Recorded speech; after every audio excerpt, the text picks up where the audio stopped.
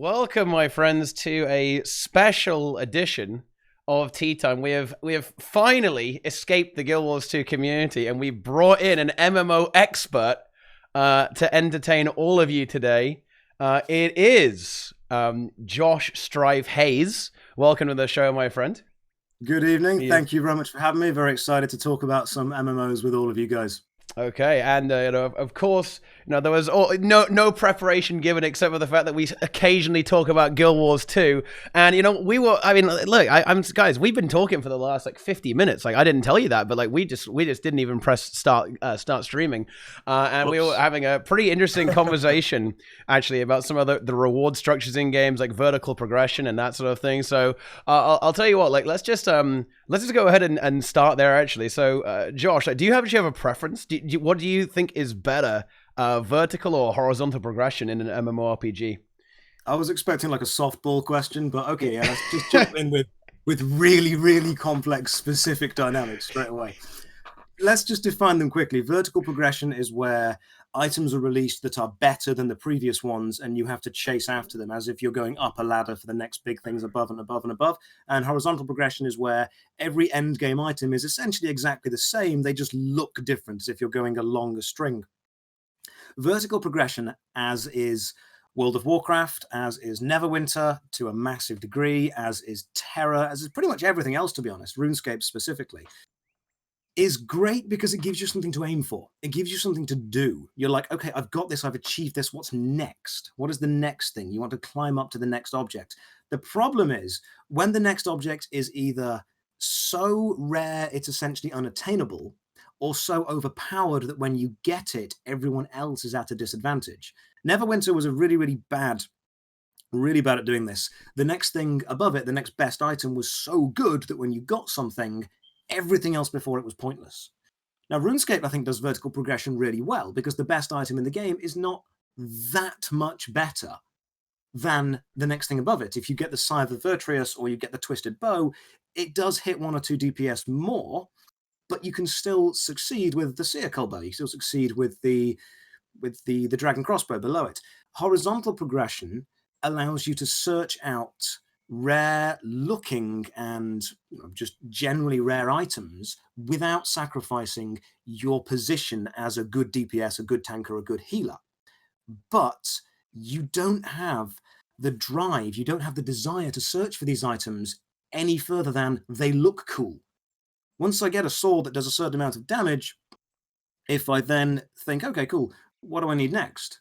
Another sword that does the same damage that looks different? If I like graphics, yeah, cool, I'll go and find it. But if I don't like graphics, if you don't gain anything from getting it, you're not going to really have the desire to go and chase it. Vertical gives you the passion to get things, but also is a treadmill. You will eventually tire yourself out and people sit back and go, you know what? No, I can't be bothered to search anymore because something else will come out better next year. Horizontal is fantastic at allowing people to chill out and relax, but lacks that drive to go and get something. Yeah, and I think my question there was perhaps a bit of a naughty question, because I think there isn't really a good answer to that, right? Like in terms of deciding which one is better, it is always going to come down to a pros and cons situation. I think it's going to be a preference thing. Like for myself, I think I would probably go with horizontal. Certainly, I've become so cynical and jaded about MMORPGs. I will only play the game if I actually like the gameplay. So with vertical, kind of does kind of rub me up the wrong way at this point. I do view it as a bit of an old paradigm, a bit like the Holy Trinity. We're going to get into that later. Okay, I'm going to throw it in the trash as well, where it belongs. And yeah, so I think horizontal, I really do like. I think you can always still have some stuff to do. You can add situational items as well, and I think that I think RuneScape is a pretty good example of this, because I don't really know too much about the game, and you can obviously correct me here if I'm wrong, but I watch RuneScape videos because they're just fascinating sometimes. Like, people are so passionate about this game, and there's a whole bunch of them about the place, right? It always seems that for almost every task I watch a player do, they seem to have a different array of items, right? So, like, in the same way that you do have a level of verticality there, I feel that RuneScape also does have a certain level of horizontal gameplay. There are different items that are situationally useful in different situations. And I think that is the way you can kind of keep horizontal very, very interesting by adding new gimmicks, right? Like new, I don't know, like new set bonuses, like new rune types, new sigils for Guild Wars 2, or, you know, a new encounter that requires a type of mechanic, right? Or is particularly advantageous to a type of mechanic. Items that enable a new playstyle, items that enable a new build. I mean, like, I guess you can kind of say that you would eventually run out of ways to do that, but then, you know, maybe you can introduce a new class, right? And then that's another form of progression, or a new way to play your class, which Guild Wars 2 does very well with elite specializations, you know, that sort of thing, like a subclass or multi-classing. So I think that, you know, in that way you can kind of keep the desire for improvement still within the game and something to kind of chase after, but also without tiring people out a little bit. And the invalidation, the thing that definitely bothers me, like, this is why I think I would kind of struggle with playing retail WoW or maybe even Final Fantasy these days, is that I'd be playing the game like, yeah, I got my epic item. And I've been experiencing this in Classic WoW, right? I've been like, yeah, I've got my epic boots, right? But then come the next raid, it's like, well, my epic boots aren't feeling so epic anymore, man. It's I mean, the game is still fun. I'm having a great time in Classic WoW right now. You know, raids and PvP and stuff. It's good, right? But like at the back of my mind, it's like, you're wasting your time, buddy. Okay, what are you doing? It's time to stop. Yeah, I suppose that's my take on the progression debate. Inks, what do you think? I think it comes down to, in terms of vertical, I think it comes down to how often you have to replace the top tier item. Guild Wars 2 has already painted themselves into a corner, unfortunately, because even if they added a level above Ascended, in which players would ideally revolt like they did last time, if you have a legendary item, of which there's many now, it's just going to automatically bring you up to the cap. So it would invalidate any progression you would feel anyway from adding another tier in Guild Wars 2. And I have to say, like, we were talking before, I recently started playing Path of Exile, and there's something really refreshing about getting gear drops that actually matter, that actually make a difference, even if it's only extremely slight, 0.5% or even less than 0.5% of progression in my character. It feels more meaningful to me to actually get drops that mean something other than just a cosmetic change. And on the cosmetic front, a lot of the games that go after the cosmetic chase have this problem, which we talked about a little bit before, about you have to be very careful what is in the gem store, the money store, or whatever, and how that's going to affect the game, because Guild Wars 2 suffers from the fact that the best looking stuff, and that's subjective, of course, but the shiny looking stuff is really in the gem store. And so you either pony up the cash or you grind or play super efficiently to get the gold to buy what you want off the gem store, rather than, you know, like not in Classic WoW, but in Standard WoW, retail WoW, whatever you want to call it. If you want some of those things, we were talking about that, the what was it called, the rare mount from Lich King. If you want that rare mount, you have to go play that content, and you have to hope you get lucky, obviously. But I've always been more of a fan of content where I do all the achievements for a raid wing, let's say, and this isn't just for raids, this is for any content, but you do all the achievements in a raid wing, and Rift did this as well, where you get a special mount for doing that. It shows that you completed the content, at least. Mm-hmm. Maybe you paid your way through the content. That's a separate discussion. But you had to do the content. You know, you had to be there in order to get that. And that's just so more meaningful, I think, in the long run. Yeah, I agree. Yeah. And yeah, this is something that is incredibly key, and perhaps where the horizontal progression of, as you're saying, particularly in Guild Wars 2, does fall down. Like if you sell your effectively endgame in the store, then you have a serious problem on your hands, right? Like again, this is a little harsh to my beloved Guild Wars 2, but I'm gonna go there, right? Like the trouble with the gem store in Guild Wars 2 is that it's, in a way, it's the same thing as selling best in slot gear in the gem store in another MMO, right? Say in World of Warcraft, right? You know, there are certain items that you're going to want to collect in the game, right? But in Guild Wars 2, that end game, right, is the fashion, right? Like the fashion is the end game. So when you have that in the cash shop, it disconnects you from the world, and I think it really kind of rips players out from the progression, because it just doesn't feel like it doesn't feel like your activities are related to the world. You lose that connection with the game world, right? That you would have when you actually go out there and engage with the content to receive rewards. There's a deeper problem too with games like Guild Wars 2, in that on Tuesday we're getting a new patch in Guild Wars 2. With that new patch, there's a new weapon set, a new upgradable weapon set. So you've got a base looking weapon that you'll upgrade into looking like a shinier version or something, right? But like people are saying in chat, if you don't like the way that looks, because the goal is to look better or to obtain a particular look in Guild Wars 2, if you don't like the way this weapon set looks, then that's content you'll never touch or you might not care about. So that's a lot of dev time spent on making a weapon set that can evolve into another weapon that a good portion of your player base might not even care about because of how subjective looks can be. Yeah, that's certainly the case and something to watch out for. For certainly the Guild Wars 2 style thing. I guess in that instance, you have to kind of hope that, some other parts of the game can hopefully carry itself, like the story and that sort of thing. So I think you'll still get some value out of it, but not the same level of replayability and grindability. And that is another place where vertical progression can really come into its own, right? Like the kind of the grindability, the replayability of the entire game. Like with a vertical game, it's very often, right, that you're going to want to keep repeating the same dungeons, the same raids and stuff like that. Like with something like Guild Wars 2, you might find yourself kind of effectively running out of stuff to do a lot earlier if those particular rewards don't interest you. Whereas in a vertical game, the rewards will by default interest you because they are like an integral part of progressing through the game.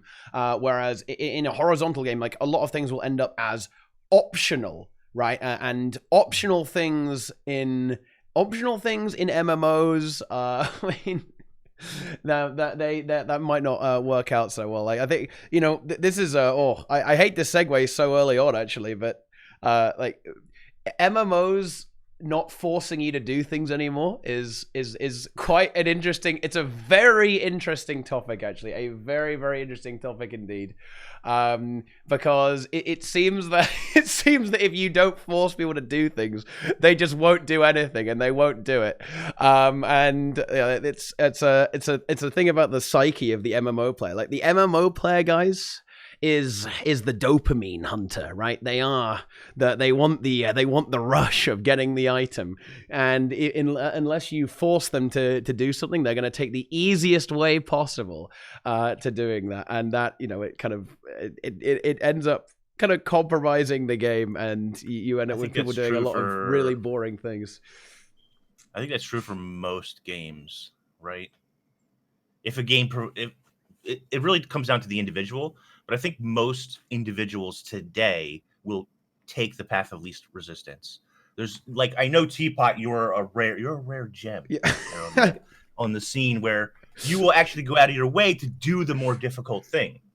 But a lot of people, myself included, I do this, I know for sure, will look for the easiest way, not even necessarily the most efficient way, just the easiest way to get to the end. And that's the path they'll take. Even if you're missing out on story or content or exciting boss fights or something, people will just skip that stuff in order to get to the end because they think that there's something at the end of the game that is more meaningful. Yeah. You've got onto the dopamine discussion here, and this is absolutely spot on. Dopamine is what's known as inversely proportional to the difficulty to achieve it, which basically means the harder it is to do something, when you achieve it, the bigger dopamine hit you get. If you do something easy and something simple, you'll be rewarded with a simple, easy dopamine hit. If you do something complicated, you'll be rewarded with a much, much bigger one. And it's a delayed gratification question. If you take the easy route to do something and you achieve it, you won't feel as much dopamine as if you'd achieved it through a more difficult route, even if it's effectively the same thing. My favorite video game, or one of my favorites, is Dark Souls. And Dark Souls is notoriously difficult. The first boss can take absolutely ages to kill. But once you kill it, the dopamine hit you get is huge. We then tie that into MMORPGs. If you do something difficult, and I think Guild Wars 2 nails this with the jumping puzzles. I adore the jumping puzzles in Guild Wars 2. They're so much fun because I fail at them again and again and again and again. And when I finally got to the end of Not So Secret for the first time, that dopamine hit was absolutely huge. You don't need an item necessarily. It's the reward for completing a task. The items are normally the rewards. So if you rush through content and you receive an item, you get the dopamine hit. But by making these items rarer or harder to achieve, whether it's the RNG or the difficulty to get them, you increase the dopamine. We are dopamine hunters. Every single MMORPG player, absolutely, dopamine hunter, straight away. The difficulty is how hard is it to get the dopamine? And if it's too easy, it's going to start wearing off much, much quicker. If it's too easy to do this, it's a very small hit, and then it's where's the next one? Where's the next one? Where's the next one? Right. And you know what's interesting about that? What's interesting about that in terms of MMORPG design is this is where dailies come in and meaningless achievements. And not just Guild Wars 2, but all MMORPGs I've ever played are full of meaningless milestone achievements of congratulations, you went to your home instance today. Here's a little dopamine. Here, we're gonna feed you like a little bird. Here's a little piece, you know. And they're trying to give you that little bit of dopamine hit so you keep playing and keep playing and keep playing. But it's just like the first time you kill a difficult raid boss or a difficult boss in general, you get, like you said, that super surge of dopamine, and it's hard to recapture that. It really is. And perhaps is this something that, in you guys' opinion, like, has it kind of damaged particularly MMOs in general? Actually, like this idea, this kind of culture in kind of new gaming is that everything is very much about instant gratification, and there's not a lot of long-term rewards that you typically see in a lot of these new games. I think MMOs in particular have been badly affected by this because the game's design becomes intrinsically linked to this idea of continuously rewarding the player, and it ends up kind of diluting the actual meaning of all of the rewards in general. And as the player gets used to that, the developers react, right? As the players start saying, oh, you know, gimme, right? The developers start, again, designing the games such that they fall into these categories, and the problem kind of replicates itself and gets worse over time as a result of that. Like,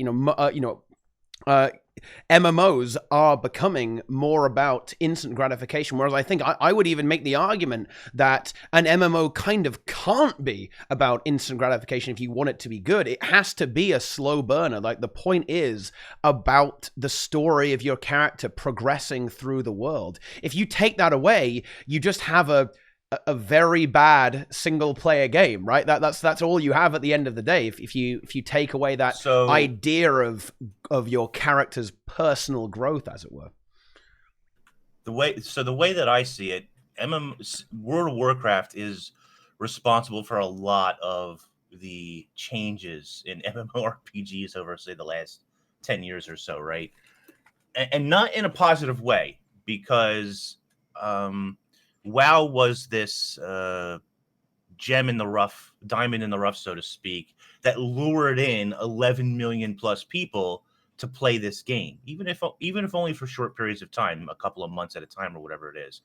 Every other company who sees this, it's kind of like the success of Fortnite or League of Legends or something, right? They all want to chase those numbers. They all want to chase that thing, and in order to do so, it's MMORPGs in particular, but all games probably, have started to cater to these very fly-by-night casual people who hop in and out of your game, and they don't develop them. They're not happy with, say, having 100,000 hardcore fans anymore. They want 11 million accounts. They want 11 million people to pretend to play their game, right? So they're going to cater to those 11 million people and not the 100,000 hardcore dedicated fans who probably would get more out of the game for being around long term.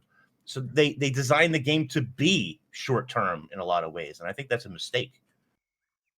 You're getting onto some really, really absolutely spot on stuff there. I've got a personal vendetta against Fortnite because the same company made Unreal Tournament, and I loved Unreal Tournament. And now that Fortnite's so successful, we're never going to see Unreal Tournament 4. So that's sad. Yeah, you're absolutely spot on. Go back and play the original Mario Bros. Or the original Super Mario Land on Game Boy or NES or SNES. You don't get an achievement for anything. Your achievement is finishing the game. The game doesn't tell you this is an achievement. You just do it and achieve it. If you have to tell a player that they have achieved something, then they haven't. If a player actually achieves something difficult, they will know. They will go and tell their friends, hey, I did this. I managed to do this myself. If the game pops up, hey, just reminding you, well done, you did this, good job. If it wasn't that difficult or that hard or that, complicated, why are you congratulating me if you're also congratulating 1,000 other people? I don't want the same congratulations as every single other person, because that's not an achievement. The rarity of that is 100%. Everyone's got it. So achievements and rarity specifically is about being something that someone else is unable to do. Not through an elitist viewpoint, but through a pride viewpoint. I did this and it was harder. It often gets framed that when you have, the idea of an achievement being somewhat exclusive, having a level of prestige, like people do tend to frame this as elitist. This is again a bit of a cultural shift in a way that you see this particularly in Guild Wars 2. The last bastion of this not being the case is in particularly in the Souls games, right? Like where the challenge is definitely part of the very intrinsic to the core gameplay experience. But particularly in Guild Wars 2, a lot of players will actually complain that they're unable to do something, right? And that they actually have to learn how to play the game in to be able to obtain a reward. And that is such an unusual way of looking at it. Like it seems that people view like a game as a movie, right? Like you buy the game, and then you can have access to everything within the game, right? There was this really funny sketch actually. I can't remember what comedy show this was on. Okay, it's Brit TV. None of you clowns would know it anyway, right? But I think Dara O'Brien was talking. You know the one. He was talking about video games and how that you might think it's like a movie, but you can't be bad at a movie, right? And the movie won't deny you access to some of the some of the plot towards the end, but a game can do that, and that is why the video games are so great, though, right? Because you are directly involved, and your feeling of engagement and reward is greatly enhanced by the fact that you overcome something, right, to get there. And I'm not saying that every game has to be super, super hard. Quite the opposite. I actually, if I'm sure the chat is aware of this, right, but I'm a big advocate for accessibility in video games as best as possible. I want everyone to be able to have their fun. But at least having to do something, like press some of your buttons, just a few of them, right? I think it really amplifies your enjoyment of the media, right? Like it was really, really fantastic actually. Like it's video games are really special, and taking it away ruins it. And I know we talk about, at least me and Teapot talk a lot about Guild Wars 2 because that's where our focus has been for the last 7 years or however long it's been, 5 years, 6 years, whatever it's been. But the initial boss, when you hooking the new player into the game, the first boss you encounter, it dies on its own. You don't actually have to press any buttons. You can stand there AFK, and it will actually die eventually on its own. You don't actually have to do anything. And that's sad. Why is that a thing? Like, I don't know. Why are you teaching players about the game if that's their first experience? Don't worry, the game will play itself. You're just here as well. Exactly. Yeah, exactly.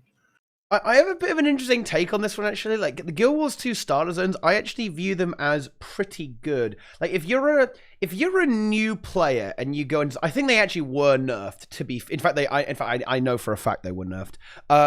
But yeah, they were.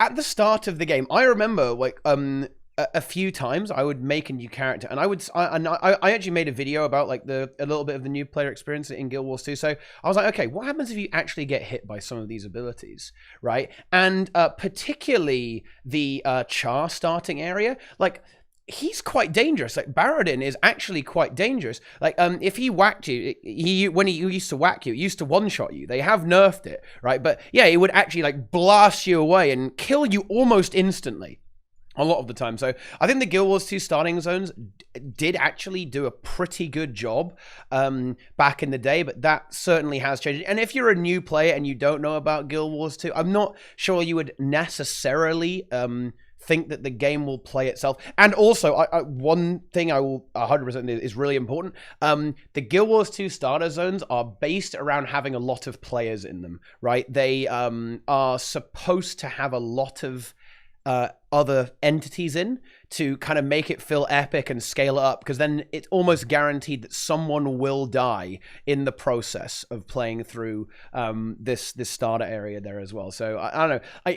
I am torn on that. Like I do agree that yeah, they've made it considerably easier than it used to be, but like in principle, I think that a game like Guild Wars 2 can do it pretty well. It doesn't too badly. What's a shame. And I don't remember what year that new player experience came in. The new player experience did add some nice positives to the new player experience to the game, but it also, talking about it a little bit, it also brought a bunch of negatives. Like you can't go below 1 health. People are saying, the boss will die on its own, and so on and so forth.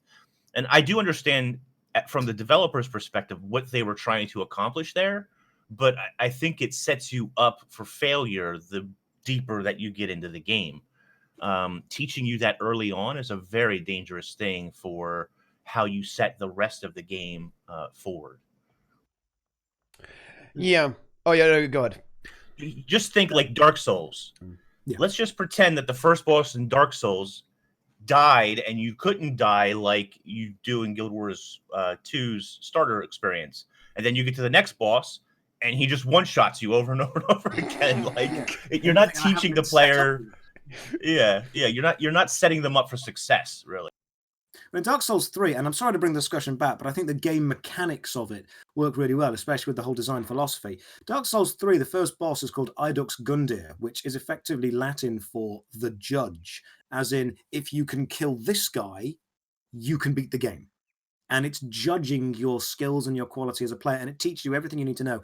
Now, the Guild Wars 2 starter zones, they're beautiful. They do contain pretty much everything you need to know. They give you a complete rundown of this will be in the game. If they were willing to take that risk and kill you as well, I'd be pretty happy with that. I'd be like, okay, so yeah, the game might kill me too. Just to respond to one comment in the chat, someone said that Guild Wars 2 starter zones are the most boring they'd ever played. Rift. Rift has the most boring opening of any MMO ever. It is just terrible.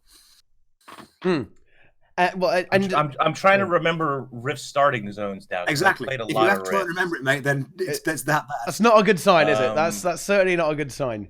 You actually start off in the future and you defeat these weird tentacle things, and then it sends you back to the past to stop that from ever happening. Right. Super overpowered at the start, and then it sends you back and you're super underpowered. I'm thinking this has gone from being really boring to being impossible. There's no middle ground here. Yeah, that's a little bit unusual way of doing it. That's for sure. A novel, shall we say? Yeah, there's no the game. Yeah, like this concept of teaching the player and kind of like the difficulty ramp of a game is a very curious one. And well, seeing as we are, we are technically in the Guild Wars 2 section. Like, Guild Wars 2 is a particular example of like how not to do it. Once you get level 80, you can get to level 80 without having any idea how the game works, right? I got there by playing a theme, just pressing E to do the multi-shot, the kind of rapid style double pistol shot. Yeah, oh yeah. I just machine gunned my way through the game, and it got to 80, and it went, "Are you ready for the combat?" I'm like, "I don't know, game. Am I? What have you taught me?" And this is an interesting thing actually, because like in one of your videos, where you were talking about Guild Wars 2, like you actually kind of you remarked upon how that you didn't really think the combat system was anything really to write home about, like even though everyone you talked to kind of like was like jerking it off like furiously, right? Because that inspired the wrath of your entire chat. I hate Guild Wars 2's combat system. Yeah. That is a very hot take right there. Actually, I'm willing to defend it, and I'm willing to take on the hatred from. Yeah, no. I this is a really good conversation in my opinion to have, because like certainly from my perspective, I view it as probably the game's greatest strength. Actually, is its combat system. Yeah. Okay. And well, I mean, there's a lot of Guild Wars 2 friends in the chat. I think they probably share my sentiment. So, like, I hate to sidetrack, but that is so juicy. I cannot resist it at all. Would you like to tell us a little bit about that? Like, what is it about Guild Wars 2's combat system that just isn't good? And also, could we have an example of one that you particularly like? Sure. Wait, I think I know this one actually. Is it? Do you like Runes of Magic? I've played Runes of Magic. Runes of Magic is a guilty pleasure of mine. Runes of Magic is the poor man's World of Warcraft.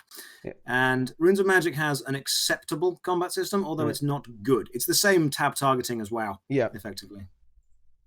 Okay, a good combat system would be Neverwinter, before Mod 16, before they changed it. Neverwinter is very similar to Terra. I will defend my hatred of Guild Wars 2's combat system. Guild Wars 2 is an objectively good game. It's fantastic. The song Fear Not That Night, I was listening to that on repeat as soon as the game was released. The fact that Nolan North voices the human characters, it's objectively good. The combat system, I think, is like hitting someone with a balloon. Any impact that any hit has needs to change the game in some way. If you hit an enemy with a weapon, you need to both reduce their health, have an audio cue that I've connected with a hit, and ideally a physical animation that shows the enemy has been hit. If those three things happen, my brain will register me as doing something. I've been in Zerg rushes in Guild Wars 2, I've been on one-on-one fights and one-on-two fights, and my sword passes through the enemy like an invisible blade. A little number pops up and the enemy keeps attacking me. There's no stagger animation, there's no hit animation, there's no feedback that I've done anything of any value. I fear that if I'm able to get to the end of the game by just spamming one attack, then you're either going to have to ramp up the difficulty hugely, or you've missed a massive opportunity to teach me how everything else works. If I can stand at the back and just snipe, then great. But what does that teach me about anything else? I fear that Guild Wars 2 holds itself to such a high standard. The graphics are lovely. The sound is fantastic. I love the watercolor style of all the animations. It's such a high standard that to take a combat system that could then fit quite comfortably in a much less successful game, Rift effectively, is selling itself short. It's a disservice to the game. Neverwinter is action combat. World of Warcraft is tab targeting. Guild Wars 2 has the lovely action cameras, so you can do both. And I love player choice. Any game that gives you choice is good. If you play tab targeting style, and if you play action combat style, they're both weak in this game, I feel. I feel the tab targeting isn't as tight and as fast and as responsive as World of Warcraft, and the action camera isn't as powerful and isn't as punchy as Neverwinter. So you're getting the worst of both of these worlds right now. You're combining the worst possible things. I find combat dull. Even if it's complex, I still find it dull. I understand that I need to press lots of buttons, and I've played the Elementalist and the Mesmer where you can change around and do lots of different spells, but I still find the combat itself not very aesthetically rewarding. It doesn't, to me, feel solid like Neverwinter, like Terra, like World of Warcraft. It feels like a very loose, weak combat system. I feel like I'm fighting with balloons. Yeah, I can kind of get on board with that to a certain extent. I think the particularly like, some abilities do feel a little bit floaty, but I think where the kind of the love of the Guild Wars 2 combat system comes from the community is like the fluidity and the dynamic nature of it, the lack of a global cooldown in particular, the fact that it is this hybrid action combat, like where every attack is effectively a cleave, right? Like you swing your sword and it doesn't just hit the one guy in front of you, right? Like it hits the 3 people in front of you. If you've got 3 targets, it will hit all 3 people. And like that hybrid system between the two, I think some people, and myself included, I would probably say that as opposed to the worst of 2 worlds, you have the best of both worlds in effect. Actually, like that it's an interesting perspective. And like I definitely will say that there are systems that can work really well either way. For example, I think WoW. WoW Classic, like, and in general, World of Warcraft does a very good job. It's, in my opinion, WoW is carried by its sound effects, right, and the way the text appears on the screen. It sounds like such a silly thing, but you're completely right about the audio visual feedback you need in a combat system. It can completely carry it. Like in WoW, the animations barely even sync up correctly a lot of the time. When you're like swinging your sword, like the number will appear before you even hit sometimes, right? But because it kind of like it pops out at you, right, and there's a really good meaty sound effect, it can still be really satisfying actually to play with this tab targeting system. But I don't know, I do really enjoy Guild Wars 2, and I do find it particularly shines in maybe not so much in world versus world, but certainly in PvP and raiding. I think that's where it does really shine. In fact, if I'm being completely honest, like PvP is where it really does truly shine. Actually, the game was designed as a PvP from the ground up, but well, we know how that one went down, don't we? Maybe not so much anymore with that sort of thing. I think Josh's take is interesting. I hated Terra's combat. I absolutely abhorred it. Now I know later in Terra, a lot of the early restrictions are removed, where you can't attack and move, like you have to plant to attack. Yeah. And I guess that's what I love about Guild Wars 2's combat, is that, like TeaTime was saying, it feels more fluid. It feels more fluid than World of Warcraft. It feels more fluid than Rifts or Terra or SWTOR or things like that. So I guess I'm just the type of person who prefers tab targeting combined with that fluidity. Fluidity is very important. Terra, you're spot on. When you get to the end game of Terra, you become what's called ascended with your character, and the entire combat system completely changes, which I think is a bad idea. If you've taught someone how to play a character for 70 or 80 levels and then said, okay, throw that out the window, do this now. It's interesting because I think I played the first 20 or 30 levels of Terra and had a miserable experience because I didn't like the combat. And everybody kept saying, oh, well, just wait to the very end. Get to the very end of the game. And it's like, if the beginning of the game is absolute garbage, I'm never going to get to the end. Yep. And I think Final Fantasy XIV suffers from this as well, right? A lot of people say that early on, the combat is kind of terrible, and it's got the global cooldown and blah, blah. But don't worry, all that changes at endgame. Just get to endgame. And it's like, I can't get to endgame if the beginning of the game is terrible and doesn't feel good. Mm-hmm. Completely agree. There was a point that you raised earlier, a really, really nice point. I'm trying to remember specifically what it was about. You were talking about the combat not being meaty or visceral. There's a game called Dynasty Warriors. It was on the PS2, PS3, huge big one, like ancient Chinese legend, Legend of the Five Rings, based on that. And you would cleave through hundreds of smaller enemies, and then you would have one-on-one big fights with the bosses. And those were always the fun ones. The dodging, the rolling, the reactions, the attacks, the choices. The small fights in that game were pointless, absolutely, utterly pointless. They didn't test your skill. They didn't test your reaction time. They simply served as visual fodder to knock enemies away. And then the big one-on-one fights happened, and they were fun. Guild Wars 2 has a lot of fodder enemies. You can kill them with the really easy attacks, really simple attacks, really base attacks. They don't exist to test your skill. They don't exist to teach you anything. They exist simply to fill up a space.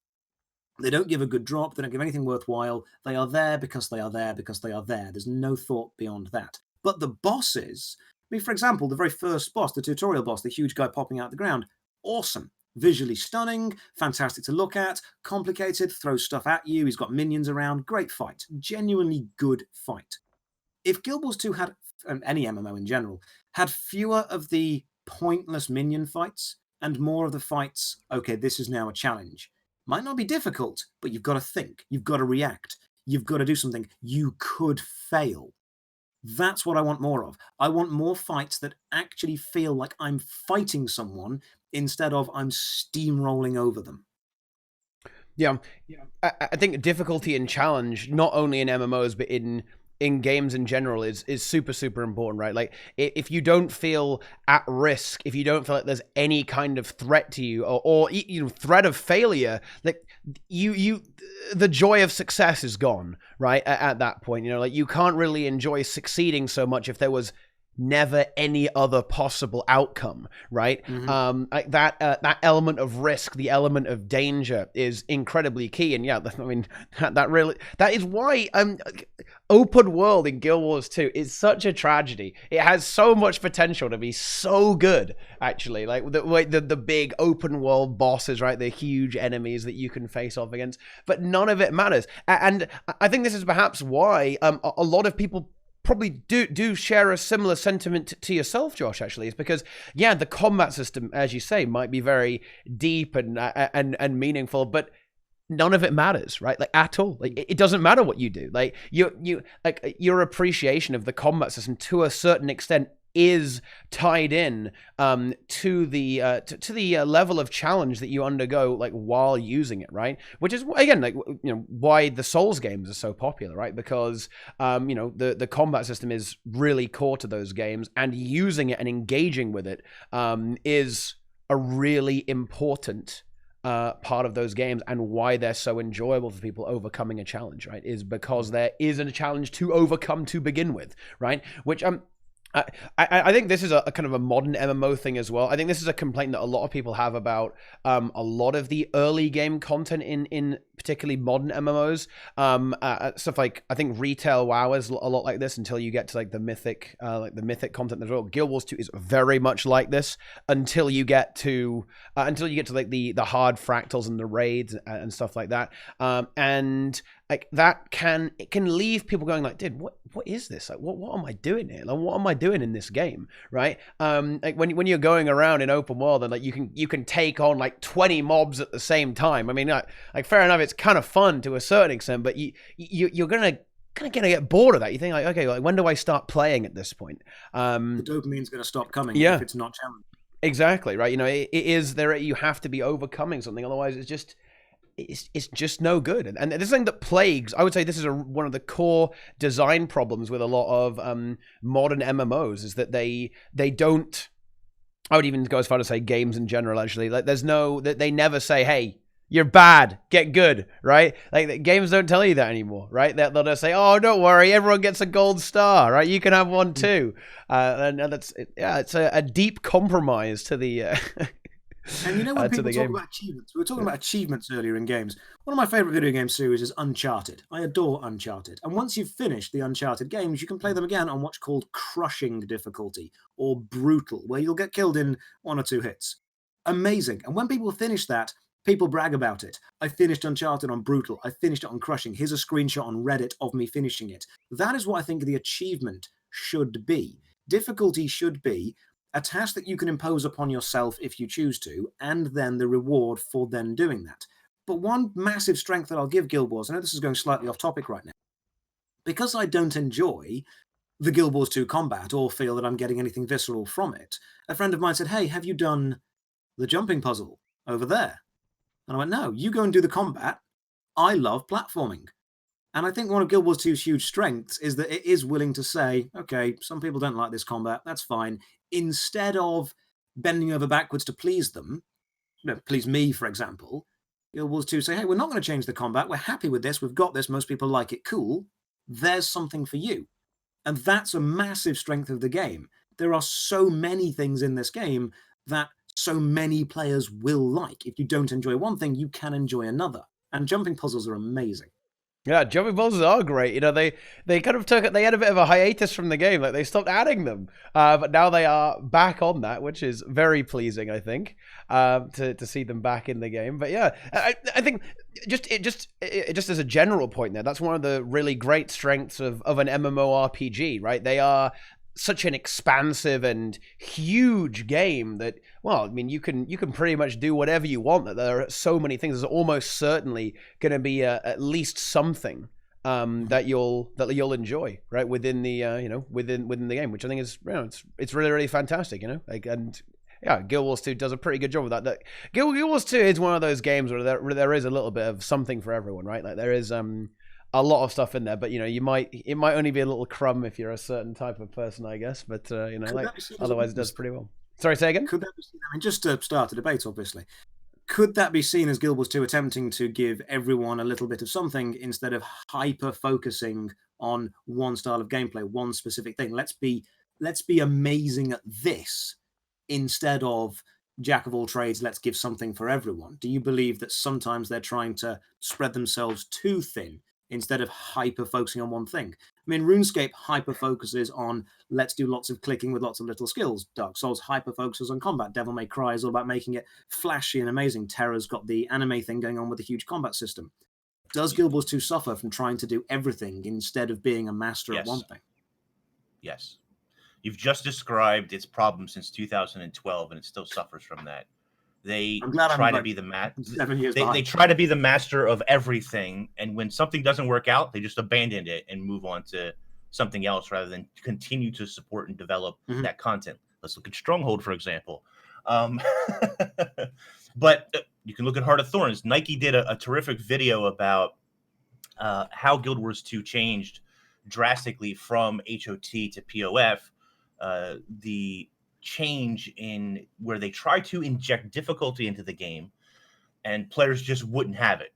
The mass audience, the players just wouldn't have it. And so they gave up on it, backtracked to the easier content, so to speak, the easier open world content anyway.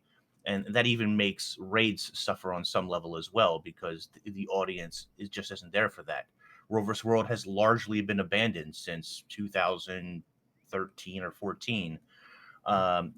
Structured PvP has had a roller coaster of a ride of ups and downs where it starts to get traction and then they abandon it, and then it gets a little traction and then they abandon, you know what I mean? So it's always this up and down and lack of focus within the game where they try to make everybody happy, and in return, nobody is actually happy.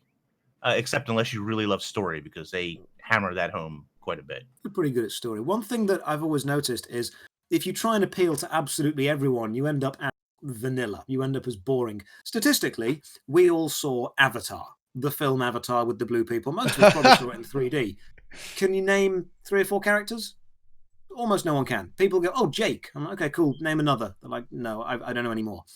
Even though they appealed to everyone, and everyone saw that film, and everyone said the film was okay, everyone forgets it. It becomes completely and utterly forgettable. Just because you appeal to a large amount of people does not mean that you are memorable, artistically viable, or interesting in any way, and that doesn't keep people around.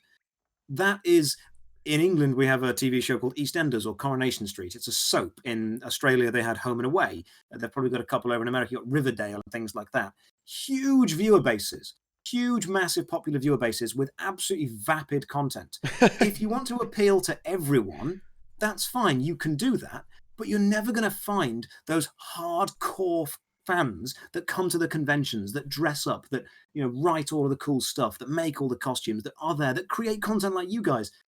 And I want to say this to every MMORPG or every game developer in general, be brave enough to be the game that you want to be instead of the game that is popular. Don't copy WoW. Don't copy these guys. Don't want 11 million subscribers who leave. Have 100,000 who stay, and you'll survive.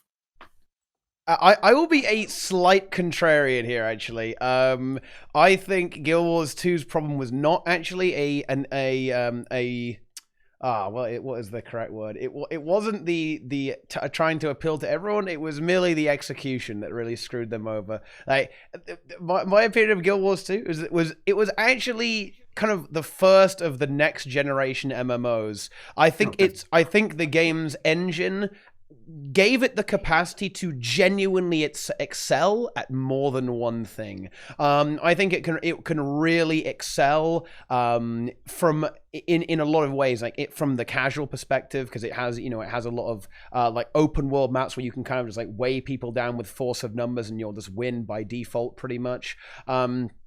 But you also have a lot of instance content as well, where it can, again, you have that ability to, have a bunch of stuff for almost everyone to enjoy in some way. So I don't know, I think it can excel in a lot of different ways. That you had this world versus world instanced away, right, for people to enjoy. You have PvP, you have raids, standard MMO fare. But I think that Guild Wars 2, they just clowned it a little bit. And one of the really sad things, a lot. And one of the really interesting things actually about Guild Wars 2 is that some of the developers recently left to make a new studio, or rather, like the CEO left and made a new studio with some ex-ArenaNet players, developers as well. And one of the developers said that one of the things we learned while developing Guild Wars 2 is that you shouldn't have too many game modes. And I thought that was really sad. Like that was a really, really sad thing to read for me, actually, because I thought, damn. They think that Guild Wars, what they did with Guild Wars 2 is actually a big mistake, pretty much, and that was like, oh man, ouch. Yeah, well, unfortunate. I don't think that they're necessarily. Teapot's going to make me play bad cop here, and it's not that I don't love Guild Wars 2, but they have Blizzard ambition, but they don't have Blizzard Studio money or resources. So they have lots of different game modes that all have immense potential. I don't think anyone would argue that. They all have immense potential, but they don't have the resources to properly support all of them at the same time. And so it feels like they try to carefully pick and choose which ones to support. In the meantime, others get neglected for years on end due to not just resource problems, engine problems, and so forth, but just failed execution, like you said, where ArenaNet has sort of this philosophy of, rather than to release something that works, and there will be some counterpoints to this, of course, they will reiterate on the same thing 700 times until it gets to the point where they actually like it to a certain extent, rather than make it fairly good and move on to work on something else. They'll just keep reiterating on the story, for example, right? The story didn't start off very good, but it's much better now than it has been in previous years. So, they have great ambition and potential. They just don't have the resources to cover all of those different game modes. I love that phrase, World of Warcraft ambition, but Runes of Magic money. That's the kind of thing that they're... There you go, yeah. It's true. Look at any game that does that. You take any really, really, really good game, whether it's an MMO or a general game, and say, what do you do better than every other game? What is the one thing that you do better than any other game? If we take Portal, for example, it's the 3D puzzle game, 3D puzzle maze, brilliant. It doesn't need to do anything else. It does that thing better than any other game. RuneScape probably does AFK training better than any other game. World of Warcraft does raids better than any other game. You can argue against me, that's fine, but I think it does raids brilliantly. What does Guild Wars 2 do better than any other game? What is its reason? Not several things very good, several things very high. If you were to put it on a pedestal and say, this is what we do. Now, I would say they started off with the ambition of being PvP. They wanted to say, right, we are going to do better player versus player combat than any other MMORPG. And I don't know how failed that's before it got out of the gate. So part of the problems with structured PvP is that a lot of the tools that exist now, and this is such a weird conversation because you can't go back in time and fix it, but things like being able to spectate the games, to properly cast and call them and so forth, they just weren't there at launch, and they needed to be. And actually, Guild Wars 2 had a large structured PvP following pre-launch. In the betas, there were a lot of... the box copy. I played it on day one. I literally logged in on day one, played it, and it was good. And we were all excited to have lots of different world versus world. We were all excited to do it, and it turned out you just needed Zerg Rush people. You just needed the numbers. One incredibly skilled player could still be taken down by 20 medium players just rushing at them, and it ended up feeling exactly like every other MMORPG that tries to go for world versus world. The ambition was there, but the execution is limited by how many people can you be attacked by and not die. Yeah, well, this sort of thing is pretty interesting. Oh boy, oh dear. Let's get really juicy here. Like, This like the Zerging in World versus World thing. Like Zerging in World versus World has never been the most efficient way to play the game. It isn't now, but it is the easiest. It's the easiest to be effective at. And like this is a I think this is a human problem, not a game design problem. Like I think World versus World is actually I cannot believe these words are coming out of my mouth, guys. Like World versus World is a shockingly well designed game mode, I think, and so is the PvP. Like the trouble is that human beings are very, very lazy. And so they play it in the easiest way possible, so it ends up looking incredibly brain dead, right? And you did see this a little bit, particularly earlier on when people were more enthusiastic about the game, about Guild Wars 2 with World versus World. But there are some clips like of really old Guild Wars 2 clips where people like actually like 3v50ing people, right? Like you could do this pretty easily because people were really bad, and if you knew what to do, you could win here. But yeah, like the Zerg gameplay is pretty brain dead. But if you actually really want to win World versus World, like Zerging is not actually very good. Like you're way better off kind of like ducking and diving with like multiple small squads. And it turns out that that's actually where the gameplay shines. Like it's a lot more fun to play in say a smaller squad of around 10 players than it is to play in a squad of 50 players. In fact, in the squad of 50 players, as you say, Josh, the game becomes so diluted in just like a spam fest that the gameplay is horrible, right? I mean, it's just not good. Well, I mean, that's a little harsh. Like it can be fun to like, you know, brain off, let's mash some buttons and see some numbers pop up, right? You know, that can be great, but that wasn't the point of Guild Wars 2, as you say. Like the point was that, you know, we want to make World versus World and PvP way better than anyone else, right? And it does start to feel a little bit indistinguishable at some point when you scale it up to that absurd level. I think a lot of this would have been solved if people actually cared about winning. This is why I think core philosophy, you were talking about the whole jack of all trades thing. I think that I would agree with that, but with one slight thing. I think you should be unwavering in your game's core philosophy. And I think ArenaNet did this, ironically, but they picked an extremely bad core philosophy. ArenaNet's core philosophy is no competition. And it's always been that way, by the way, guys. But no competition in a PvP game. Oh, ouch! That's a bit of a zinger, isn't it? How does that work exactly? Yeah. Like Guild Wars 2 is designed around the core fact that players can't screw you over. Right? Like, ArenaNet don't like competition. They don't like the idea of someone being better. It's why you can obtain every single reward pretty much by buying it, or it's very easy to get. It's because ArenaNet don't like the idea of anyone having a bigger E-peen than you, right? They don't like that idea. I would actually argue that it's very core to MMORPGs. Like, E-peen, very important, guys. You need that. But in Guild Wars 2, no. And that's why they made World versus World meaningless. I think that World versus World being meaningless was almost not a mistake. I think it was actually a choice. And the same was a little bit true of PvP. Like they brought in the esports league, which definitely helped alleviate that. But there were definitely still some issues around that game mode, right? Like there was no real ranking system at launch. I mean, in a PvP focused MMO, there's no rating system pretty much. Like, what are you doing? Like, what even is that? That doesn't even make any sense at all. But you know, that's how the game was, and I think that ArenaNet, like for some reason, down the line from where they started in Guild Wars 1, they descended into this like quite, you know, like ultra casual mindset.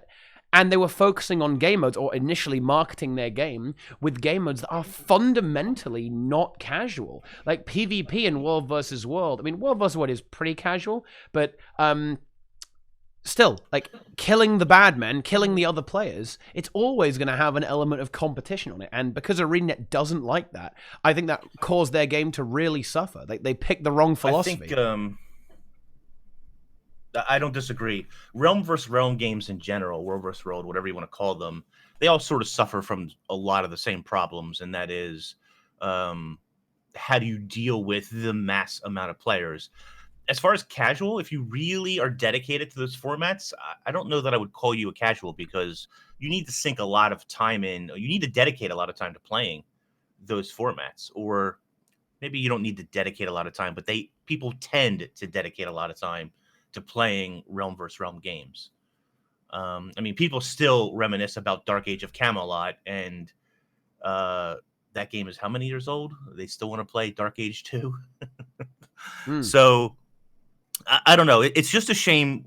Guild Wars 2 in general, but World vs. World specifically suffered from some of the engine design from the game itself. I had a disagreement with somebody about this last week. Engine design, as well as problems with China. China was a huge mistake for ArenaNet. They never should have released in China.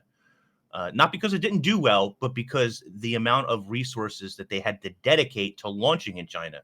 The reason that we have the Borderlands is because Koang Zong, or however you say that company name over there, that was going to publish it for them or host it, whatever they were. They said that Chinese players would not wait in a queue. So you had to add the Borderlands in order for that to even be a thing in China.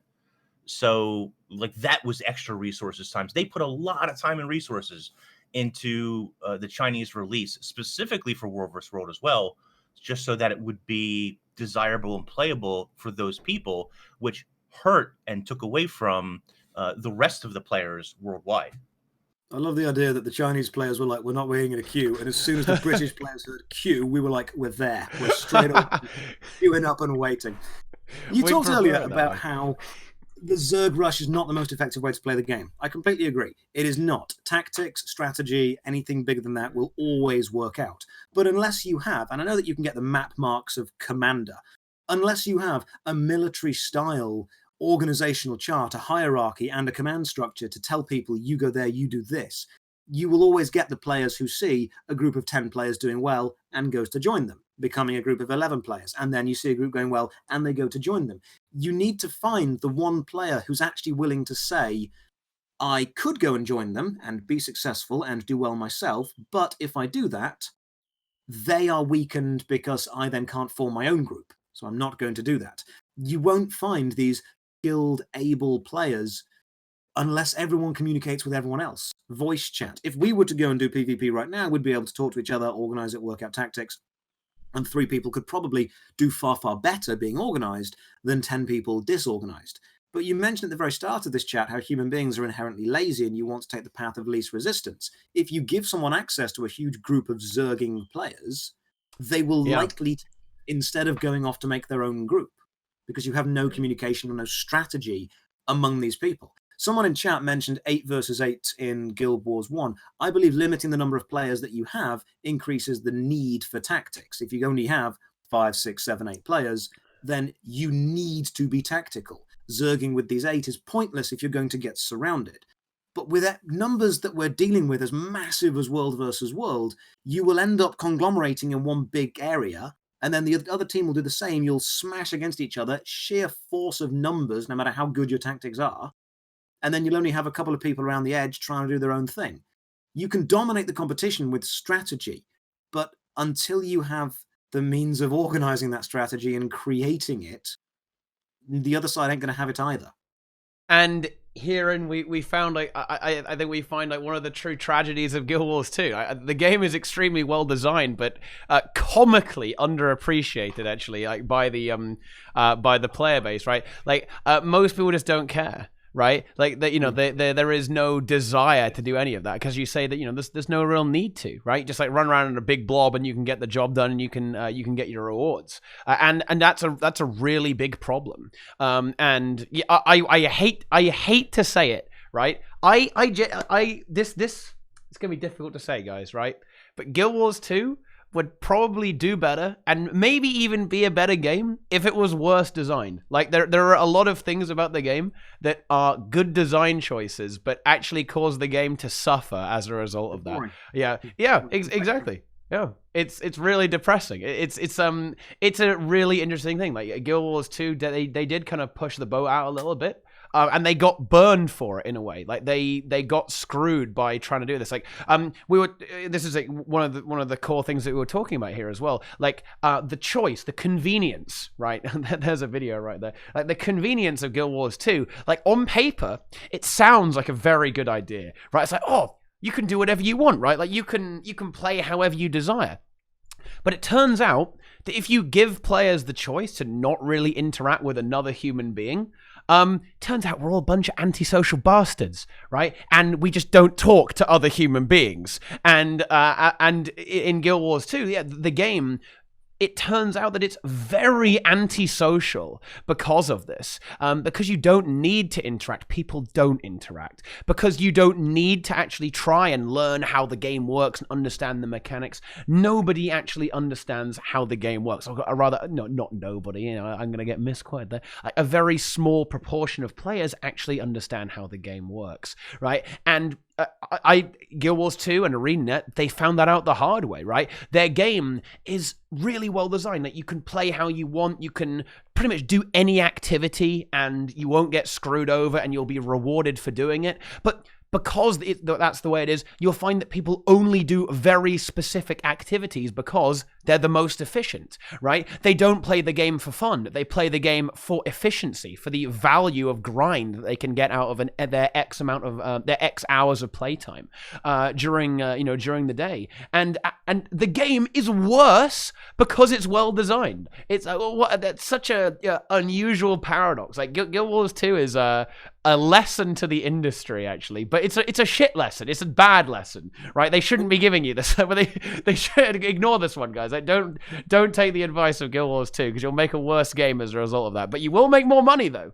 So I don't know. There you go. When you say well designed, you're spot on. It's designed in a way that allows absolutely everyone to be absolutely equal, to take part in absolutely everything, and to be effective in some way. And in doing this, you are saying to all the people who have tried hard, who have trained, who have learned, you don't need to. It's not a problem. We're going to let you be effective no matter what you want to do.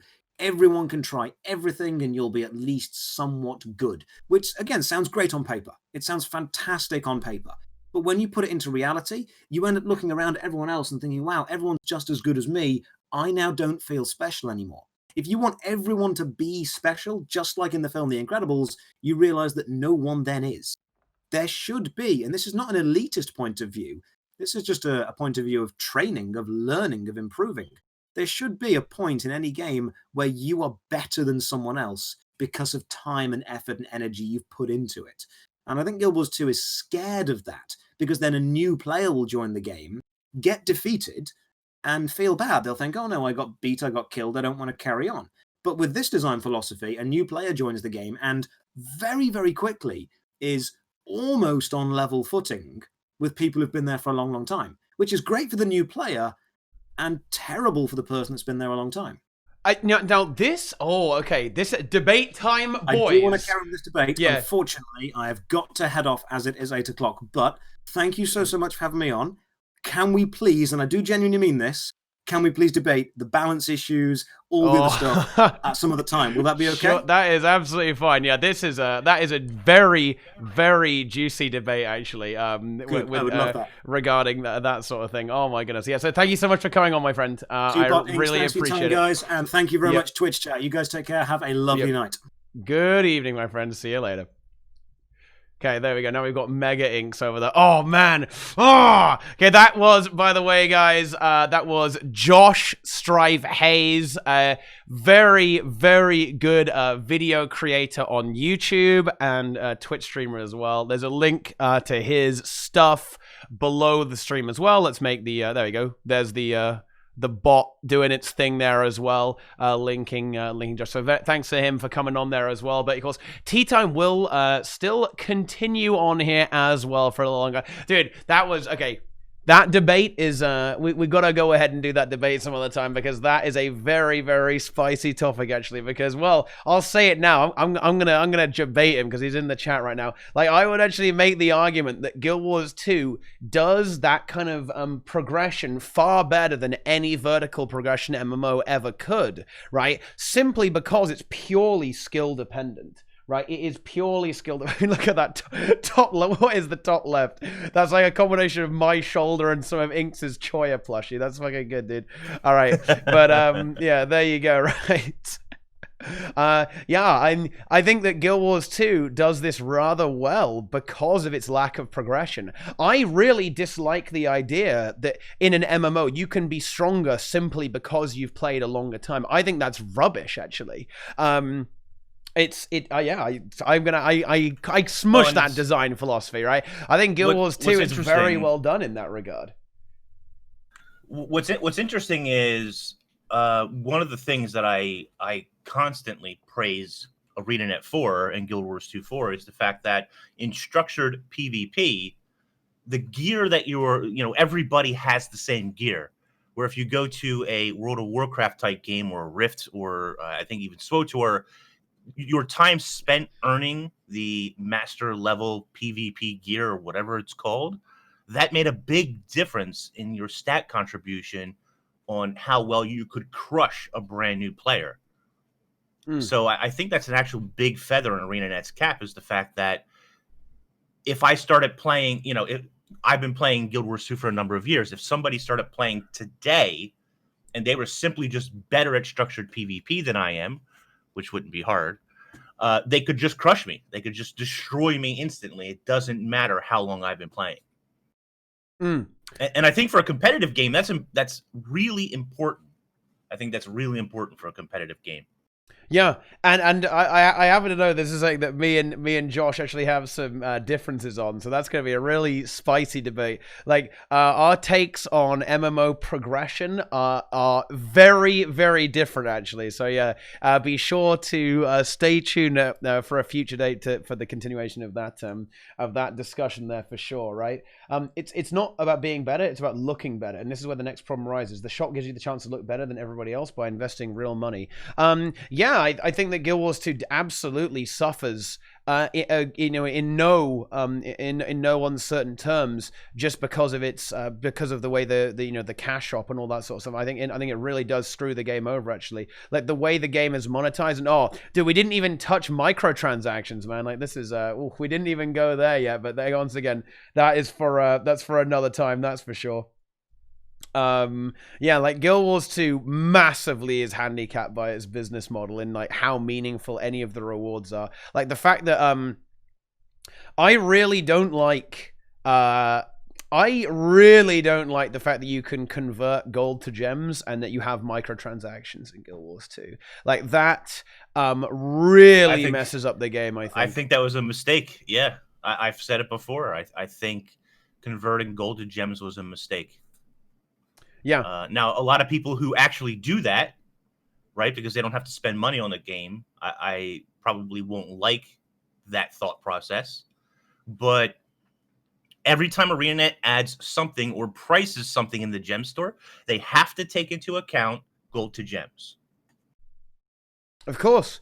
They want to make it prohibitively expensive for most players, right? Right. And that's not malicious, by the way, guys. That's simply just business.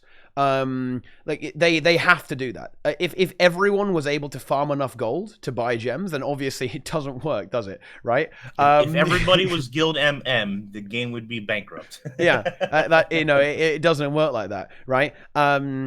But yeah, like as a result of that, yeah, the prices in terms of gems and the way that stuff is going to work is obviously going to be deliberately high, such that most players aren't able to do that, right? And that once again, it does kind of compromise the game in general, right? In terms of its design, the way its business model functions, and the way its endgame works. Like I really would, I would hold to this analogy genuinely, guys. Like if buying like a really good skin in Guild Wars 2 is the same as being able to buy an epic, right, in say World of Warcraft, because at the end of the day, that is close. I would say it's very close. I would say it's very close. My only point of contention with that would be is, well, I don't know about World of Warcraft, but in Guild Wars 2, legendaries take on a second property, and that you can switch the stats around, and you don't have to bother getting multiple stat sets if you don't want to. That might not be exactly true when it comes to build templates now, but that used to be the case, right?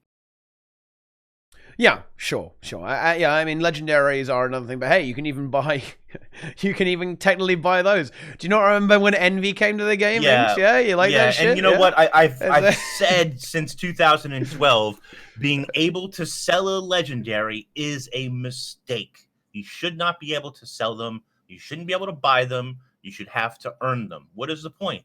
What is the point in buying the best? I hate that. I've always hated the fact that you could buy legendary weapons, tier 1 legendary weapons anyway. I mean, I guess you can kind of buy tier 2. You just have to buy enough raw materials, right? of course. I don't know. I never liked it. Yeah, it's not certainly not ideal with that sort of thing. But I don't know. I don't want to. What are you thinking? 'Cause, like, someone was asking in the chat earlier on, and this is a really really interesting idea. Like, what do you think about levels in MMORPGs? Like, do you think levels should kind of go away at this point? Should it be replaced with a different system of progression? Like, the whole idea of levels has never really kind of sat right with me, to be perfectly honest with you. Actually, levels have always seemed a little bit silly. What would the other system be?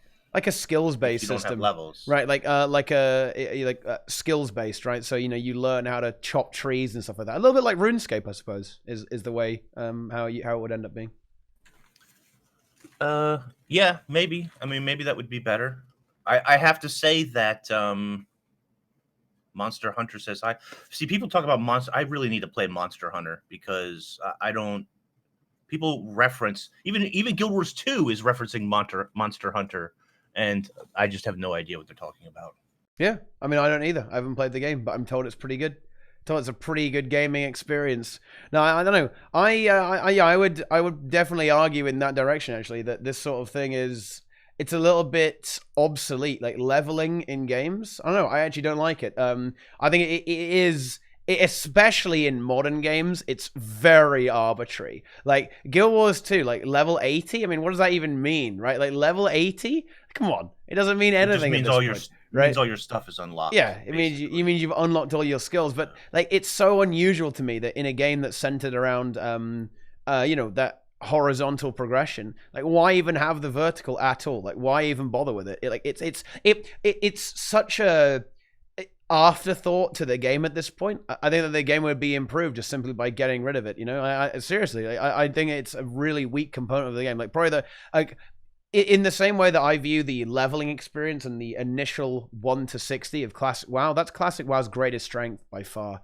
That is the best part about the game. So it makes sense that it takes a while, right? It's like, it will take you like 10 days of in-game time to get to 60 a lot of the time.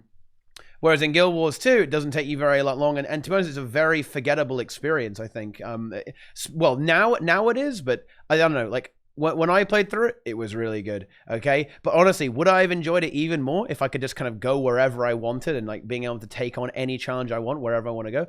Absolutely, yeah. And, yeah. And I think perhaps if the leveling experience was even more freed up, maybe people would kind of appreciate it a little more as well. Like, the leveling experience in Guild Wars 2 always gets shat on by almost everyone. Like, I don't know, the first time I played through it, I actually really liked it. I was like, oh, dude, this is amazing. Yeah, going through the game feels good. That was back in 2012. Like, that was a long time ago. Well, yeah, right? We were all a bunch of scrubs back then, man, right? That's the good stuff. But I would say that I don't know that the leveling experience in any MMORPG has ever been really good.